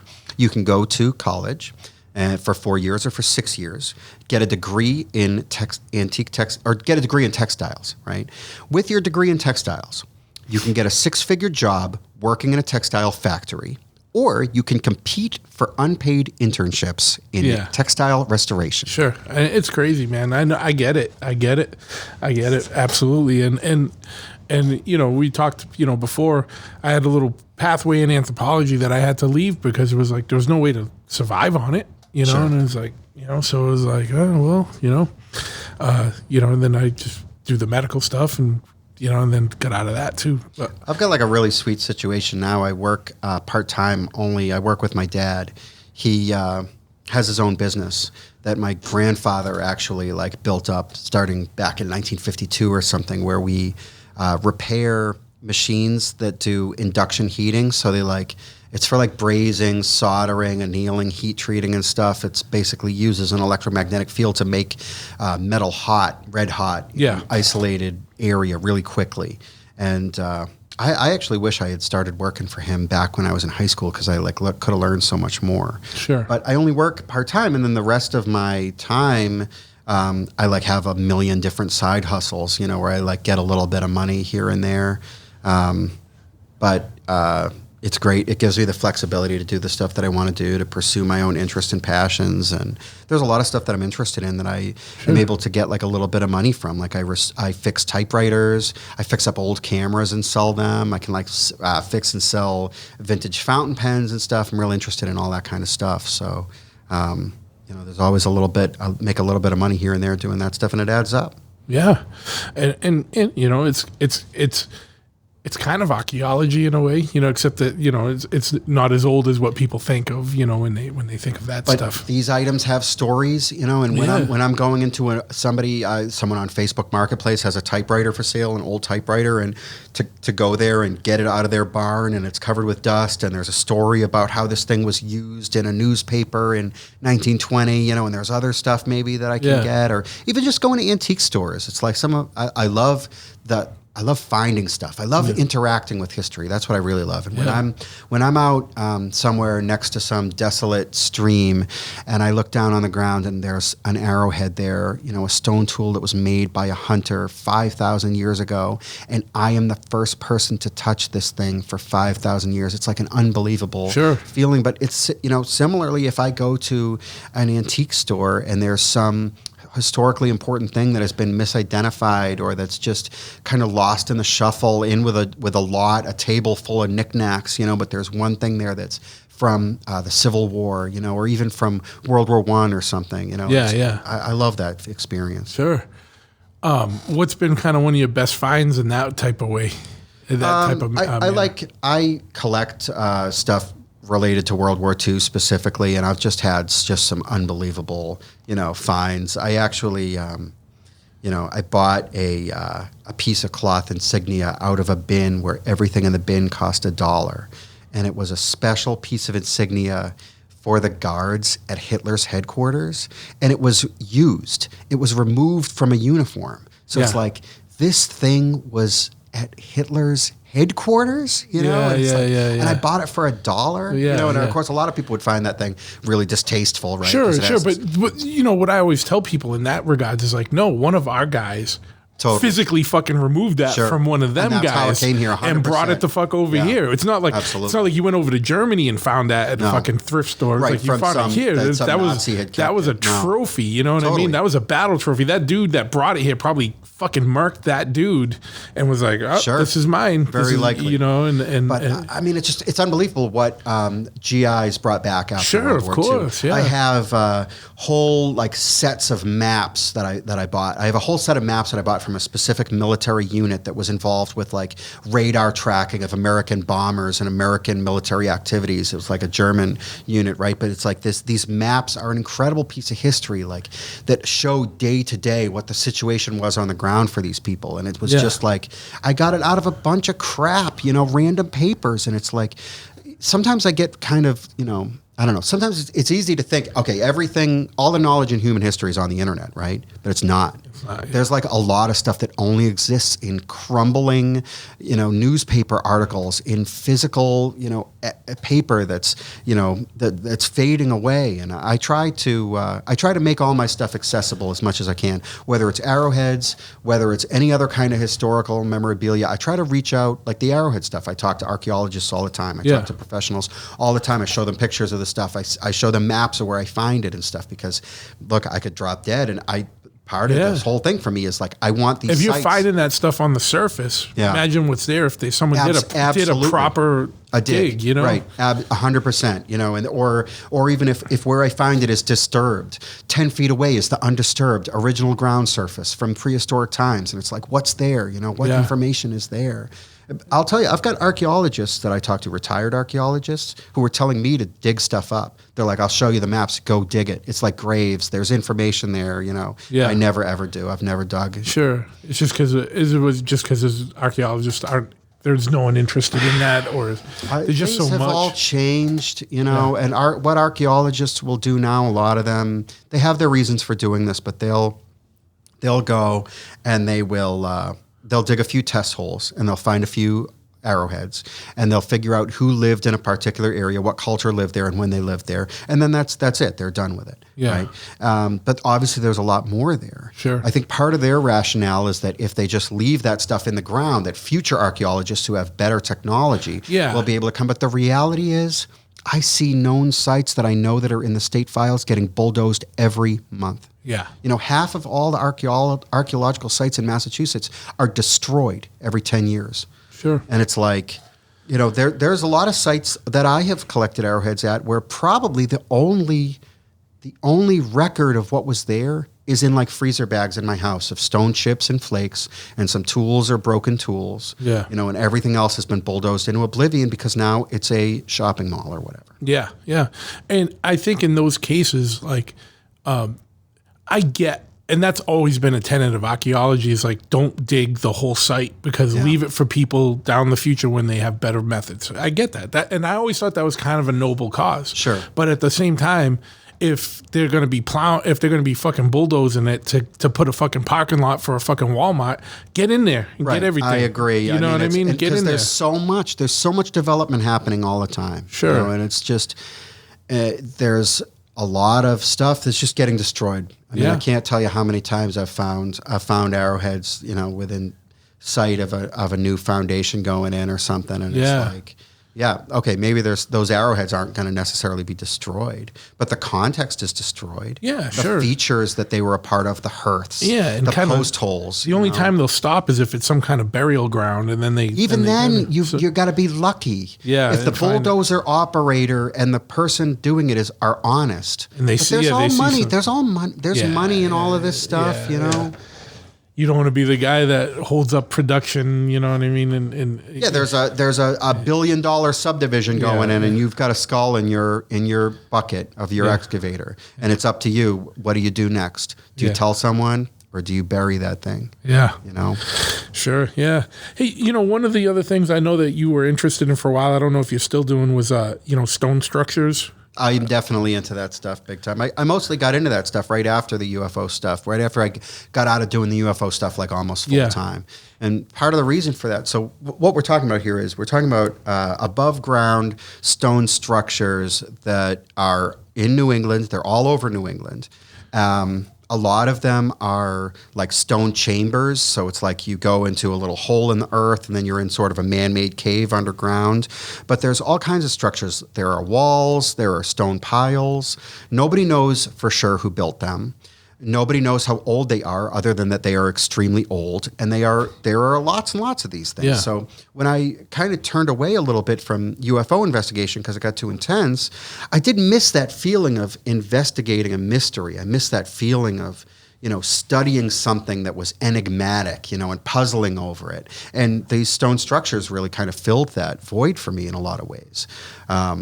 And of course, unlike a UFO, which you can't ever have in a laboratory or reproduce, if I go see a stone pile and then I go back there a year later, that pile is still there, right? I can continue to learn from it. It's a lot easier to deal with in that way. But I mean, there are so many miles of stone walls in New England. It's crazy. And we're basically told that all of these things were built between 1620 and 1800 or something when they started making wire fences or whatever. But I don't actually think that's the case at all.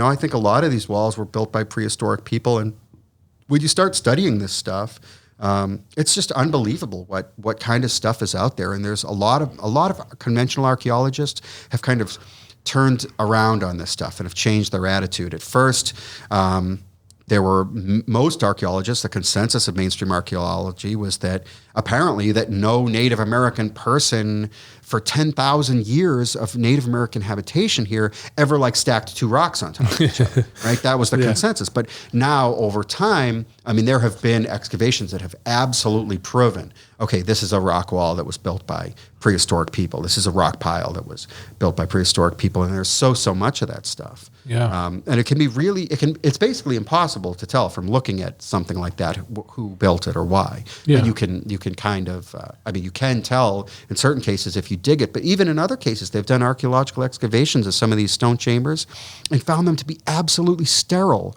no artifacts whatsoever, which is itself I think, evidence. It is itself really kind of compelling because, if it was a root cellar, if it was built as a root cellar, you'd expect to find nails. You'd expect to find, bits of implements that broke that was from agricultural use. But if it was a sacred spot, maybe people didn't leave stuff there. Sure. Who goes to a church, right, and leaves something behind? You don't really do that. Yeah, yeah.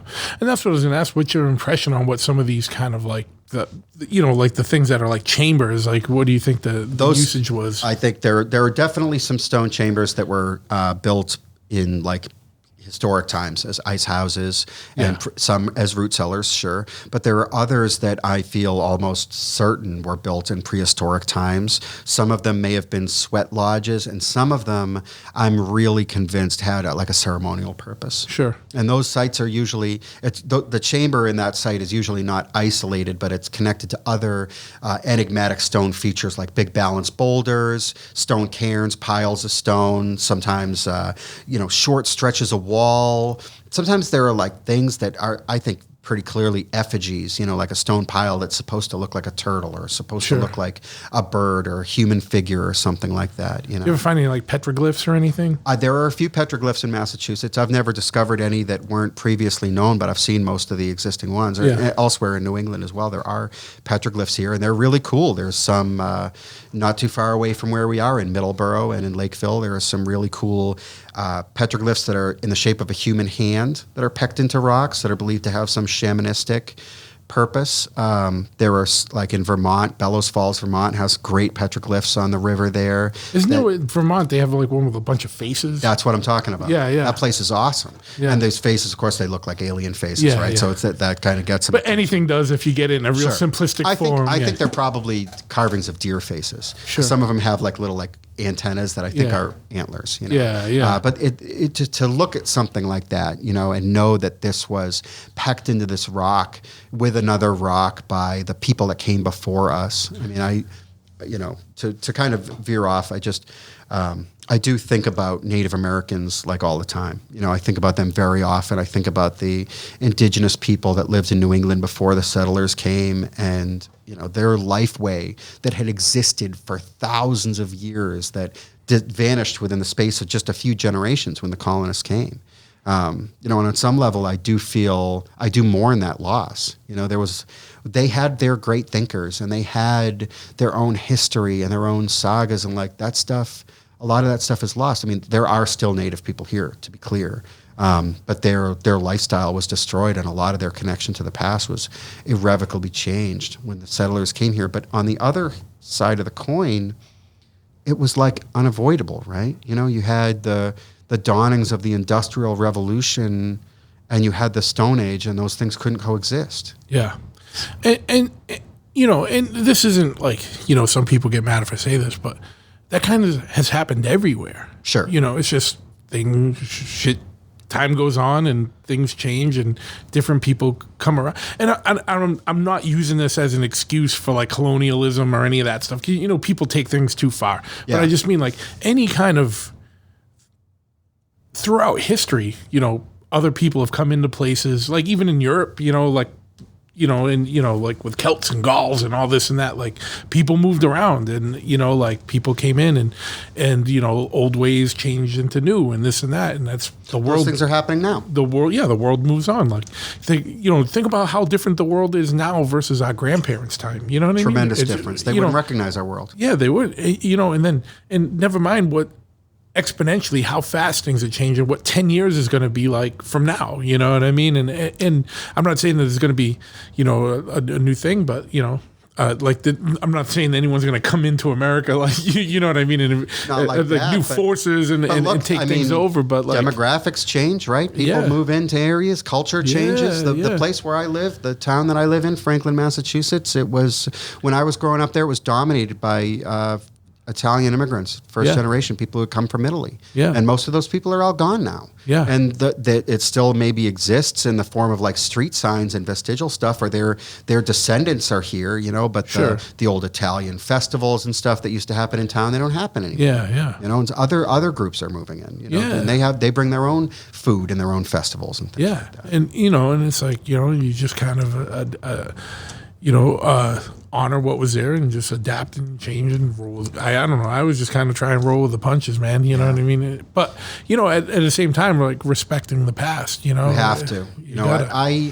I have like a little bit of a, audience on the internet or whatever because the fans of my bands follow me on Facebook and stuff like that. And I try to use that to some extent to promote things that I think are important. And one of the things that I've talked about a lot is the prehistoric people that lived in New England. Sure. The stuff that I find, and I mean, it's crazy to talk to people who own the property, right, where I find this stuff, who live in houses that are a stone's throw from some of these sites that I discover. And their minds are blown by what I find. Yeah. It has been super gratifying to me to, when I've been on tour with my band, to go to places where there are still like larger native populations and to talk to Native Americans who are into the punk scene and fans of my band and have them say, hey, I see the stuff that you post about Native Americans. I really appreciate it. Thanks for like raising the consciousness, like keeping the interest alive, or just the awareness that, I mean, I think about like when I was a kid, it's like, okay, I live in Massachusetts, Indians lived here. And you kind of like picture like, I don't know, maybe this is just me, but when I was a kid, I imagined like some like lone, Indian hunter, stalking through some vast primordial wilderness, alone. But it's like, it's totally different where it's like, no, Indians lived here in this spot by this stream for thousands of years. They like built homes here. They raised their families here. They like buried their dead here. They laughed. They had families. They had parties. They did all of this stuff in this spot. And if you look at the ground, you can still see the traces of it. And it's like a totally different feeling. Sure. Totally different level of awareness. Yeah, absolutely, man. And it's just, it's crazy the history that lies underneath the ground. It's just, I don't know. So much of it. Yeah, so much of it. Colonial history too, and post-colonial history as well. Layers of our own past. I mean, the stuff that, like I say, my friend with the metal detector, the stuff that he finds where we'll be in some totally forsaken, I got a friend in Florida that just makes a whole living off metal detected on the beach. Wow, I believe it. What I mean? Just finding jewelry and it's crazy shit. What we step on every day. Yeah. But we'll just be in some totally random place and he'll find some area where there's like a concentration of 1700s coins and buttons. And it's like this place, and maybe they span a 50-year period, right? Yeah. And it's like this place was intensively used for generations. Yeah. In the in the 1700s, and now it's just there's nothing there, and there's nothing to indicate what was there except what was in the ground still tells a story. Yeah. And the Native American stuff too. Like, sometimes I'll be searching for arrowheads, and I'll be like finding an area with like a low density of quartz chips and flakes or other materials, right? And then suddenly I realize that there's tons of these flakes right where I am, and I start looking really closely at the ground, and I'll see little pieces of charcoal and rock that's been cracked from being in a fire, and it's like I am standing where their house was, here, like not like vaguely here, but like where I stand. The ground surface had a wigwam on it, people lived here. Yeah. It's crazy, and to go on what you're saying about like how things are changing so fast. Even when I was in school in the mid 90s, and I was in Arizona, we would do some stuff, and I would go out on the reservation, and there were parts like there was one time where that person I was telling you about earlier, who was a Native American healer, a shaman or medicine man, whatever, but worked at the VA. He brought me out to a sweat lodge ceremony way out on the Navajo reservation. And when we got to a certain extent out, like houses were being brought out there every day, that like truck houses in, but we'd get out past where the houses ended, and people in the mid 90s were still living in hogans, like, which was the Navajo houses, like these little round houses outside with like wells, like pumping the water out. And I'm sure that's all gone now. And I wish that I had more of my, wits about me back then and kind of documented things a little bit more. I mean, there might still be some, I know there are people who probably take pride in a traditional life, right? Yeah. I've always really wanted to play a show on a reservation. We never did, but that would be a huge achievement for me. It would be very meaningful for me. Yeah, and I know in Arizona, especially back then, a lot of the kids from the reservations and stuff, like they were very into extreme music, whether it was metal or punk or hardcore. When we've played shows in Oklahoma or in Nevada, I mean, there are Native Americans that come, and we've been invited to do stuff. I just have never been able to make it work. Yeah, you're on tour. You're going you got to be somewhere the next day or whatever. And it's like, I don't know. I don't know if my band will ever like tour again like that. Probably not. And to go all the way out there to play. For people who are like a lot of these people, not to stereotype, but a lot of these people don't have a lot of like money to spend on merch or having your band play, right? So it would be kind of a vacation thing. Yeah. I don't have like the money to travel for vacations. Anymore. Yeah. No, I hear you, man. It's, the music industry is kind of a weird thing. Like, and it's not, it's like you almost wish you were so independently wealthy that you could go do free shows so that a lot of punk bands nowadays do that kind of stuff. I see a lot of bands they can play in places like Indonesia, or they play in the jungle in South America, and that's awesome and it's cool and I respect what they're doing, but I also know that that tour is not paying for itself. No, that's them. That somebody has money and is buying those flights and is making all that stuff possible. You know what I mean? Which is great. If you can travel that way, that's great. If you have the money, that's great. But I personally am not in a situation where I can do a tour where funding it. Yeah, I can't fund it. It has to like, if not break even, like something. Right? Yeah. It's crazy too. Like in this time, like I have a lot of friends that are still active in bands, and it's like South America like has just become like a major market for American bands to tour, or like Central America, whatever. Like, well, those places have a different culture than here, and I think maybe the things that were valuable about these subcultures in America in like the 80s and 90s like still resonate in like some other places. I was so fortunate we got to play Japan, and Japan is a very, I enjoyed my time in Japan very much. Everyone in Japan was really nice to me.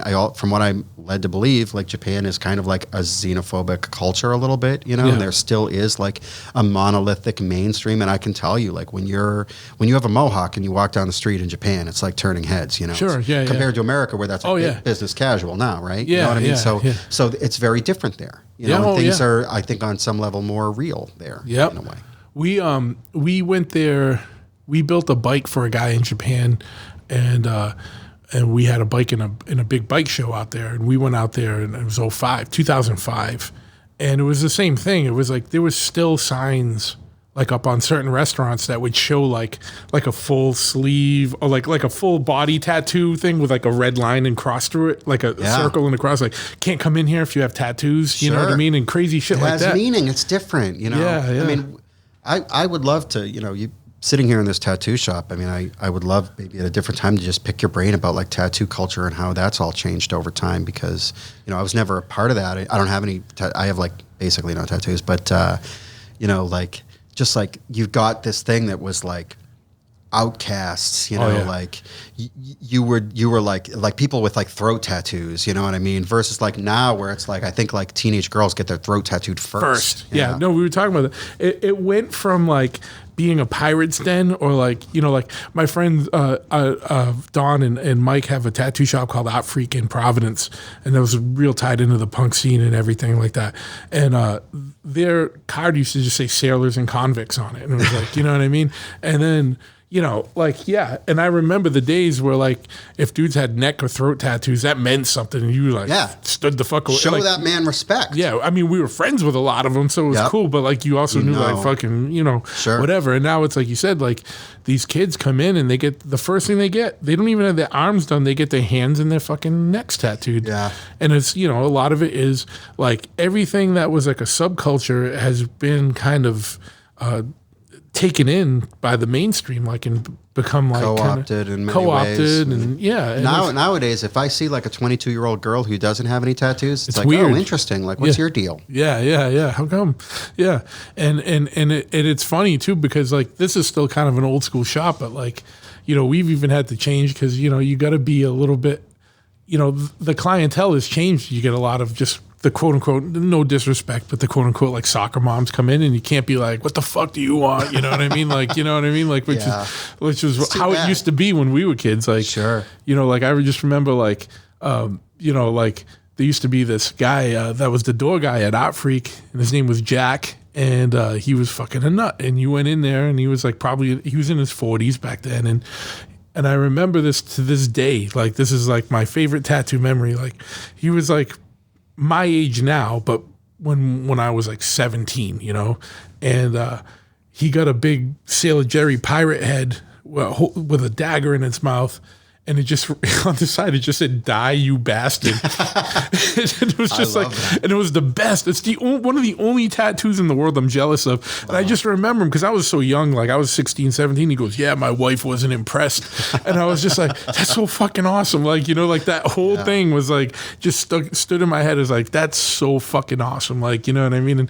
But like, you know, back in the day, tattoo shops, you had to put your time in before people would have any kind of respect for you. Like, you were just like, who the fuck are you? What do you want? Blah, blah, blah. You know, and then like the more time you know, generally then you kind of made your way in and became accepted. Punk was the same way. Exactly. All the subcultures were the same way. Absolutely. You would be treated like shit on day one, but if you like proved your merit over time, it was so meaningful, you know. And you didn't have to do much to prove your merit other than staying around. Yeah, be around. Exactly. You get to deal with some shit in the beginning, you know. Someone pushes you, but at the next show you're there again, you know. Yeah, absolutely. And I do miss that element of, not that there needs to be proving grounds for anything, but it does weed the people that aren't serious out. It's like positive gatekeeping in a way. You know, it's like these things aren't for everybody. If you make it for everybody, you lose something. Yeah, absolutely. Absolutely, yeah. But yeah, it you know, and it's just, you know, I don't know. We could go on about that. That's a whole different podcast. But anything that we didn't talk about that you think's important that we I know. I don't know. I guess just, you know, there was something I think that I wanted to mention, since we've talked about all of these different subjects, is like kind of like the connection between like punk and UFOs and how that gets like perceived and how that perception has changed over time. Basically, I think part of the reason why I got into punk was some of the same impetus that had me getting involved in UFOs, where it's like, if you look at like the base meaning of what is a cult, it's like hidden knowledge, you know, and like, what are UFOs? That's like concealed, right? No one knows. And it's like, when I was a kid in the 90s, if you saw someone with like a crass emblem on their clothes, you had no way of finding out what that meant. You know, you had to ask them and they had to tell you. You had to find out through word of mouth what that meant. I even remember like going to shows like in 1996 and saying to some other young punk kid, like, what is crass? And they're like, I'm like, is that a band? Have you ever heard this band? They're like, it's not a band. It's like a movement or an ideology or something. It's like, of course, now I know it's a band, but you couldn't go on YouTube. You couldn't go on the internet and search crass band at that time and find anything, you know? And so through time, most of the people that I knew who were my peers in punk back then were like super interested and super supportive of like the UFO stuff. But like more lately, you know, in like the last 5 years, if I say anything that's like controversial on the internet, that's at like a place where a lot of people see it, some punk will invariably chime in and be like, well, this fucking guy believes in aliens. You know, this is the guy from Ancient Aliens. This guy is an idiot. Why would you believe anyone who's talking about aliens? And it's just like, seriously? Like, you know, what is it? You think that everything that is true is like on TV, like, you know, not on Ancient Aliens, right? But like on the news or like in the Bible or in the New York Times or whatever. Yeah. Like, how blinkered do you have to be where you're like, oh, this guy has like a weird view about something, like he isn't to be trusted. Like, what is more normative than that? Like that's fucking fascism. That's yeah. You know? Well, that's the problem too, is when you know, a lot of times people don't realize that their views get so, I don't know how to say this, like fascism doesn't just have one face. Right. You know what I mean? And so like, if you are so stringent in your viewpoint that you can't accept any other viewpoint or whatever, like that's fascism. Like, you know what I mean? It's certainly totalitarianism. Totalitarian, yeah, at the very least. You know, and the yeah. amount of that goes around out there is it's just brutal. And you know, I certainly maybe this is a fault of mine, but I will like call it how I see it a lot of the times. And that has caused me to butt heads with a lot of people because my opinion or the way that I expressed it it offended their sensibilities or whatever. And I don't know, I kind of like got into subcultures to like meet other people who had a different viewpoint, had a different way of looking at things. And like, it's really sad to me now to see how this like mainstream dominant viewpoint has just come to envelop like everything around us, yeah. You know, but I think the internet is part of it. The polarization of our society is part of it. You know, all these things play into it. But the result is just, you know, personally, the result has been like a lot of alienation. Sure.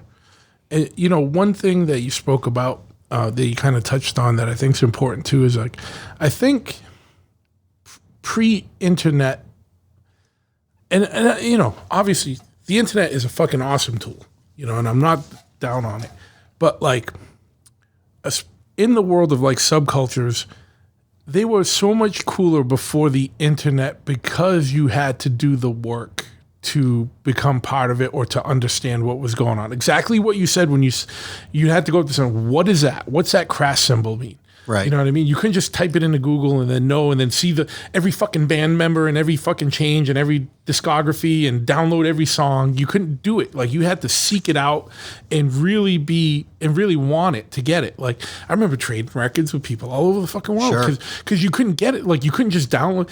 Guess what though? If I was a 14-year-old and I could just download it, I would have just downloaded it. But instead, I can't. Yeah. I had to seek it out. Like, memorizing the names of bands from people's jackets and then going to the record store and trying to find those records. 'Cause you can't go to like your local, like, you know, me living in the suburbs, right? I can't go to Strawberries at the CD store, you know. And you're lucky if you could find like a Black Flag or something. Or a Misfits thing was like, it was gold. Yeah, you know And then if you found a Black Flag thing or a Misfits thing, right, you had no way of knowing how many other records those bands had. Yeah. And in many of those cases, you had no way of finding out when those records came out. I mean, I remember someone gave me a cassette tape. You had no way of sampling it. So if you went and because you heard Black Flag and you heard something off Damage and you bought the Process of Weeding Out, you were fucking bummed out. You were like, what the fuck is this?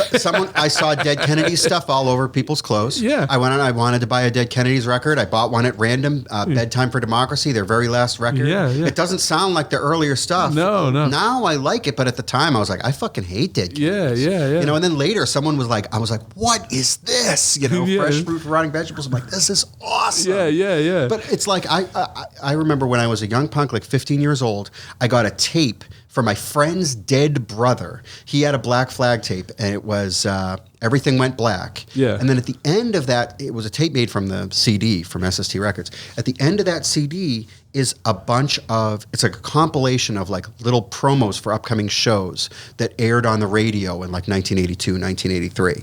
But I'm listening to this in 1995, 1996. I don't know if these are actual upcoming shows or shows from last year. Yeah. No way of knowing when this was recorded. Yeah, and it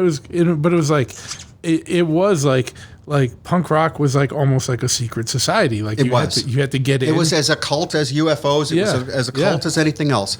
It was like word of mouth, you know, a piece of paper, flyer, hard copy, you know, or someone corresponding with people, or just someone that, you know, by luck of the draw you met, handing something down to you. Like, I still remember dudes that gave me old 7 inches. Like, oh, you would really like this. This is something you need to know. I remember blah blah blah. And you know, people would laugh at this because it sounds so cheesy, right? But it's like, hey man, like, you know, since I've been seeing you around a lot lately, you know, why don't you check out this tape?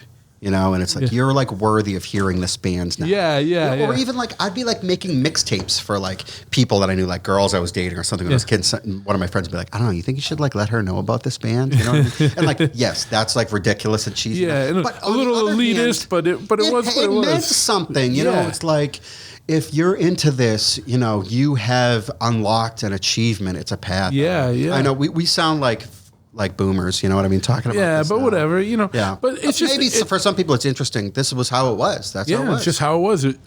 We sound like boomers, but we're also talking like anthropologists and archaeologists and saying this is the difference of what it was then versus what it is now. It's important to recognize that a change has taken place. Yeah. And it's important for everybody, you know, for those of us who experience the change to memorialize it, and for those of us who are in it now to be like, you know, if you're taking on the mantle of this subculture, like you have to understand where this came from. Yeah, absolutely. You know what I mean?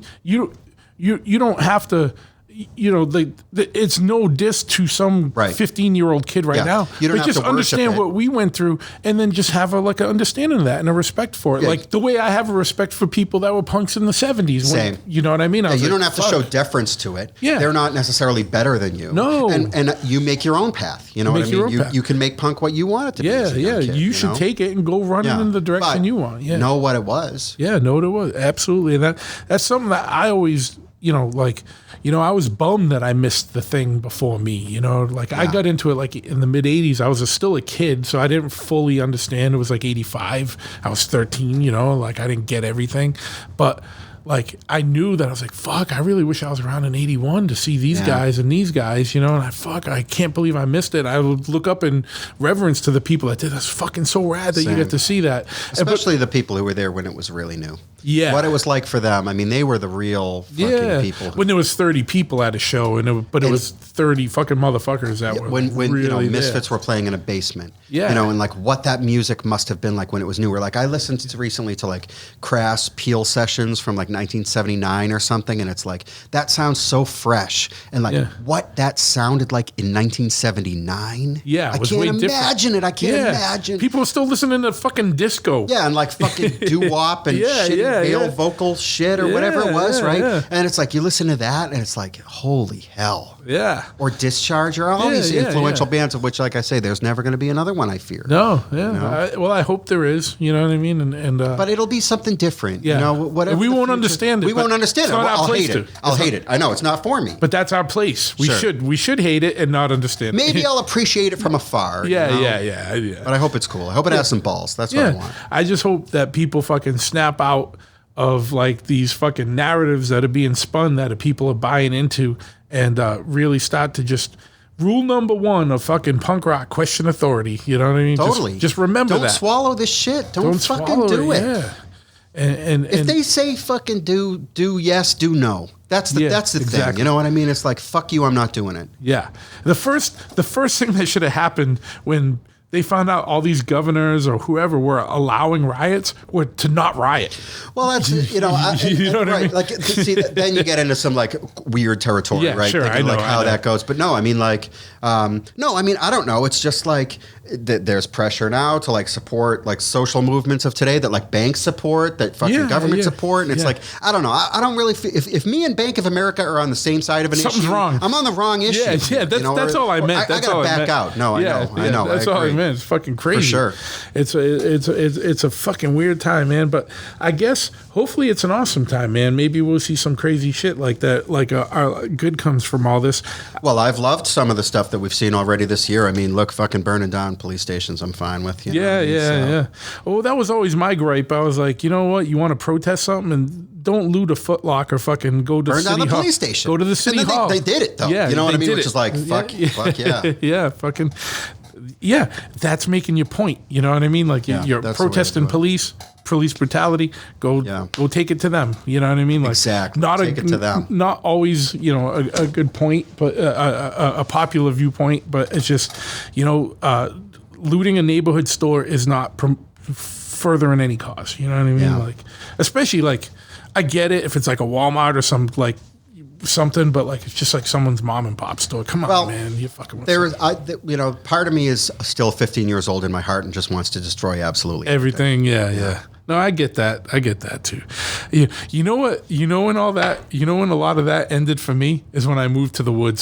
Sure. I mean, this is another thing that we could probably talk about forever. It's like, I think it's cool. This shop is cool. I think it's cool where your motorcycle thing is. Like, I live in the suburbs. I fucking love living in the suburbs. I love it. You know what I mean? And I would fucking fight to the death to defend how awesome it is to live in the suburbs. I actually made a shirt that has a big AR-15 on it, and it just says "Defend Freetown," and that's one of the Chop It. It doesn't even say Chop It on it; just has a CHKC and it's just a big "Defend Freetown" because it's like, to me, it's like, and I did. I like, when I moved out of Dorchester and Southie, and then I moved to Dartmouth, which is more suburbs, and now I'm more even rural, and I'm like, fuck yeah. I'm like, how can I make it so that I see even less people, and then I'm more happier, you know what I mean? A lot of the punk friends that I still have also live in other suburbs, and their fucking houses are wicked awesome. They have everything set up in this awesome way, and their fucking rent is dirt cheap, and they can get all kinds of different jobs. There's money to be made, and it's like, if you want fucking Chinese food, there's Chinese food. If you want tacos, there's tacos. You know? Yeah.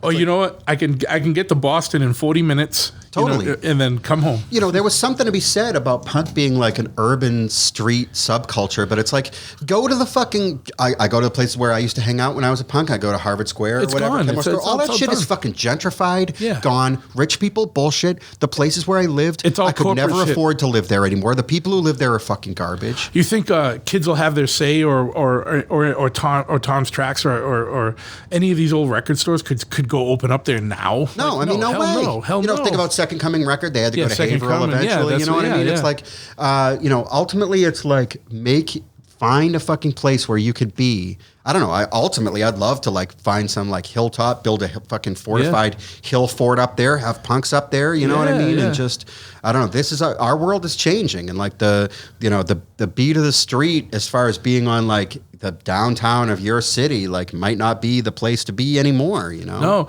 but it's true. Like when I was a kid and younger, I loved living in the city. Sure. I loved it. It's like the fierce. When I moved there, I thought I would never not live in the city. And then as soon as I got out, in my 30s or whatever, and I was just like, late 30s. I was like, I have no reason to go back. I'll go back to visit. Go back to have a good time, go to shows. I was still in my early 20s when I moved out of the city. So I grew up in the suburbs, moved to the city, lived there for some years, and then some life circumstances changed. I actually wound up getting married. Yeah, sure. And I couldn't afford to not live in a city apartment where I didn't have a shit ton of roommates. I didn't want to have a shit ton of roommates. But I thought once I got some more money together, I'd be back in the city. Yeah. And then one day it's just like, what the fuck do I want to live there for anymore? No. And it's fun to go visit. It's good to come home. Yeah, big time.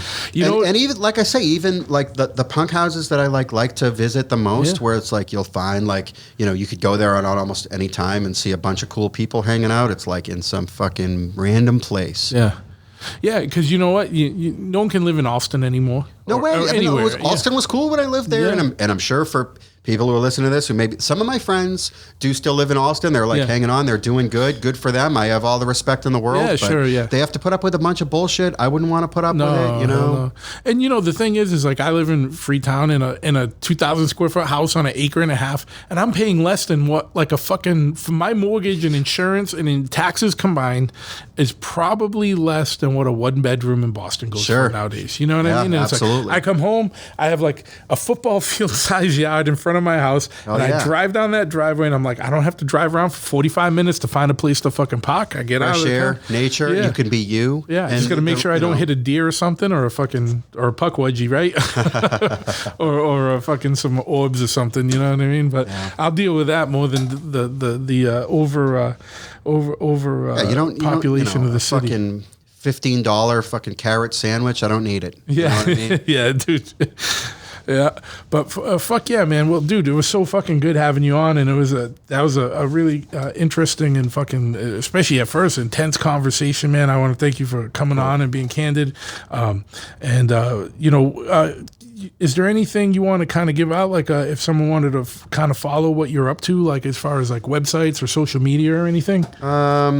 Geez, I don't know. I'm so like disconnected even from social media. I have like a Instagram where I show some pictures of some historical and nature stuff. It's at Among the Dead Cities. And I've also got another Instagram that I run with my friend who has a metal detector that is arrowhead finds and stuff. It's at From Antiquity.